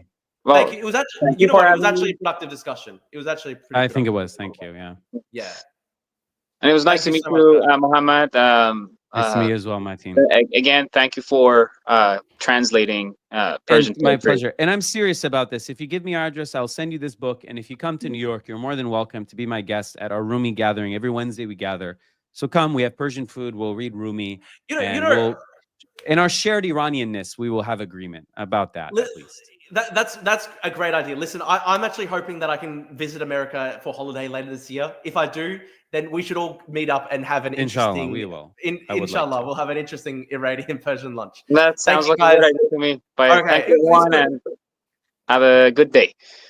Thank you, guys. I appreciate you guys a lot. You're both great. Thank you, guys. Thank you. Goodbye, everyone. Goodbye. Thank you, Matin. Thank you. Thank you, Drew, for doing this. Thank you, mate. Thanks so much. Listen, thank you guys for tuning in. I really appreciate it. We had 200 live viewers. It was a really interesting discussion. I actually really enjoyed it. I think Shargh Zadeh had overall much better points, and I think that's probably a function of the fact that Shargh Zadeh is like a speaker and a writer for a living. He's probably more experienced with writing and speaking and stuff like that. Matin is just starting out. I'd encourage him to keep going. I had a lot of disagreements with Matin. On the broad outlines, of being an anti-Iranian regime and supportive of Israel's right to exist, in those broad outlines we agree. But I think outside of those broad outlines we had a lot of disagreements. But listen, it was an interesting discussion. I want to say thank you to everybody who tuned in. I want to say thank you as well to everybody who donated with the super chat. I really appreciate it. Listen, if you want to stick around for a little bit longer, I'm happy to answer any questions. If anyone wants to put a super chat to me, I'm happy to answer any questions. But if not, I might be ending this quite soon. It was actually, yeah, look, there was a good comment here by Gorlis. He said, Gorlis Story said, this wasn't really a debate. It was more constructive than before. But it actually was pretty constructive. It was actually really interesting. It was really good. I actually appreciate it. And it's funny because I've got a lot of like Persian guys in the chat now going, deport Drew, deport Drew. Okay, guys, no worries. But listen, that was actually really good fun. I really appreciate everybody who tuned in. Leave a like if you're watching the stream. Leave a like. Remember to subscribe to my YouTube channel. We're going to do more of this. I'm having fun streaming. I've done about 80, as you can see, this is 81 episodes of the Drew Pavlis Show in about 100 days. I'm having fun doing this stuff. I'm going to be doing more of it. So subscribe so you can check this out. Someone said it was Shargh trying to help Matin evolve. I think Shargh was actually quite a gentleman in that show. You should do a regular podcast with Shargh. You have great chemistry. Honestly, it actually would be really interesting. And it's funny how much we actually do agree with Shargh Zadeh. Anyways, good job, Drew. We deport you later, inshallah. Very funny. No, you know what? I actually should do regular podcasts with Shargh Zadeh. It actually was really interesting. Two ethnic blokes who have a kind of spiritual affinity a bit for the West and Anglophilia. Look, Shargh was actually very polite. So I respect him a lot for that. And listen, we had a big disagreement when Israel was attacking Iran. And I appreciate that Shargh Zadeh is willing to still be friends with me, even though we had that big disagreement. He's a good guy. I think Shargh is a good guy at the end of the day. Got 156 people watching. Listen, you know what? I'm just going to keep on. Just going to keep on streaming while we've got 150 people watching because that's a pretty big audience. You know, I want to say, guys, listen. We've got 9,501 subscribers. Please make sure to subscribe. Please make sure to subscribe. If everyone who's watching subscribes, we'll get closer to 10,000 subscribers. Please leave a subscription. I really appreciate it if you leave a subscription. 9,501 subscribers. Let's see if we can boost those numbers. And I might actually. I don't know. Maybe we'll have some Twitter commentary. Let's see what people are saying on Twitter. I'll assess what people are saying on Twitter. Maybe. So let's see.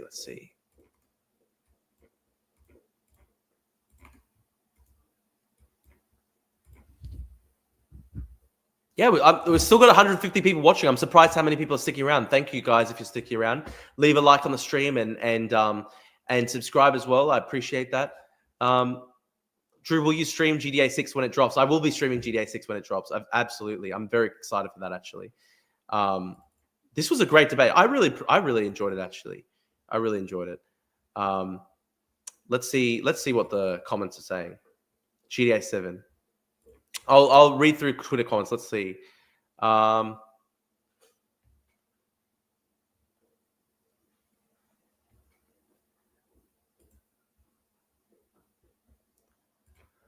Debate Omar Alfred. Yeah, actually, I will be doing that. So maybe, I think Saturday, 7 p.m. Eastern Standard Time, I'm going to debate Omar Alfarez. So we will actually do that. I will actually do the Omar Alfarez debate. I think, okay, let's see what people are saying. Shargh Zadeh just cited my Pahlavi Palestine threads. Who's this guy? Fortress Truth Bombs. Okay. It's actually a great debate. Let's see. I'm just going to search up Shargh Zadeh and see what people are saying. Drew, are you open to hosting more Pahlavis? How can people get in touch with you? Listen, anybody can just message me on Twitter. If you are on Twitter, and I think you need to have a blue subscription, but if you've got a Twitter blue subscription, anyone can message me, and I'll try to respond to any message. Okay, let's see what people are saying about the debate online. Everyone cop the book. Yeah, honestly, I'm going to cop the book. As an Iranian, I'm interested to see what exactly is going to be argued on each side. Should be entertaining. I invited Daniel Hakutu on. I invited him on. He didn't come on.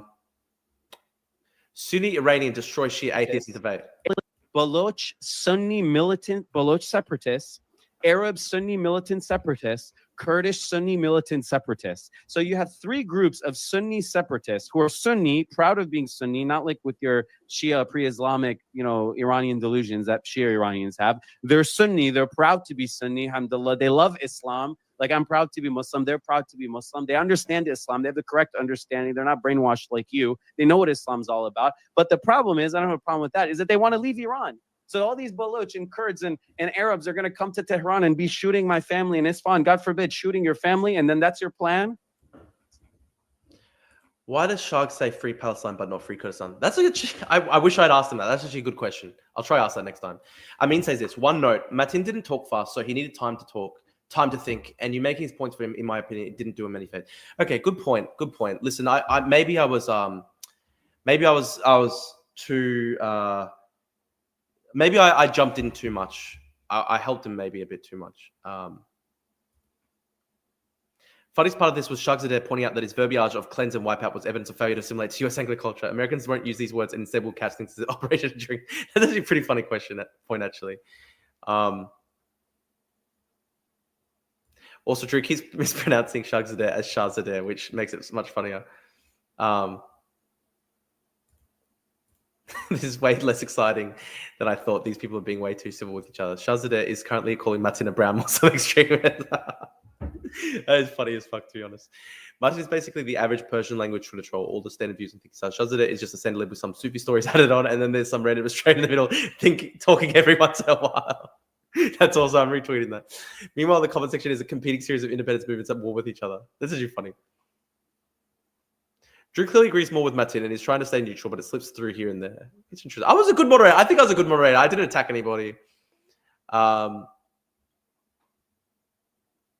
Should I join the Drew Pablo hosted free-for-all between Zadeh, Matin, Daniel, and Nyersberg? Interesting. If Zadeh claims that he's Iranian, then why the fuck is he speaking with Arabic with a thick Arabic accent? Isn't there a single normal Iranian to pick from instead of some confused lapper from Detroit? That's pretty harsh by Nyberg. Zadeh is a white man. Listen and learn. Fact check true. Palantir Groiper, my commentary. Matin is from Isfahan. Maybe he's Jewish after all. The funniest thing is that public politics agree with Matin, but he's watching in real time how cringe it sounds. Zadeh is being retarded, not understanding the mullahs are inbred terrorists. The mullahs are Iranian. The Basij are compatriot. Now they are all terrorists. Please cover. Oh, gee. Yeah. Amazing. Amazing. What else are people saying? But as a teenager and as an adult. When you were in high school, I don't know if you went to high school. Yeah, I went to high school in Iran. Yeah, I went to high school there. Did they make you shout to death to Israel? And no, we did. I am against that stuff. I was there. In our high school, they had posters. Yes, that's a death to America, death to Israel. They would take us to pray. They would take us to recite Quran. I'm not here to defend any of that. I'm not. This is a good point by Gorlas Tori. I think the issue was that the debate was a literal scholar versus your average bloke. Yeah, that's true. I mean, Zadeh is literally a scholar, whereas Matin is very new to this stuff. I think Matin's a nice guy. I think he struggled at times to articulate himself.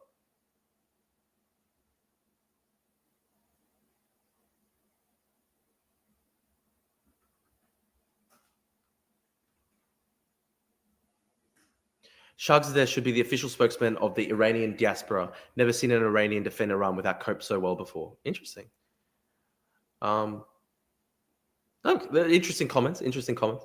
We've still got 123 people watching live, which is really cool. Sufism teaches us to be civil. Shouting is for the base. That's very funny. So listen, guys, if you were watching, I really appreciate your support. Please leave a like on the stream. Please subscribe as well. Helps us reach more people. And yeah, thank you so much. Listen, I'm going to call it an end today. Thank you so much, everybody who's been tuning in. It was actually really good fun. I really appreciate it.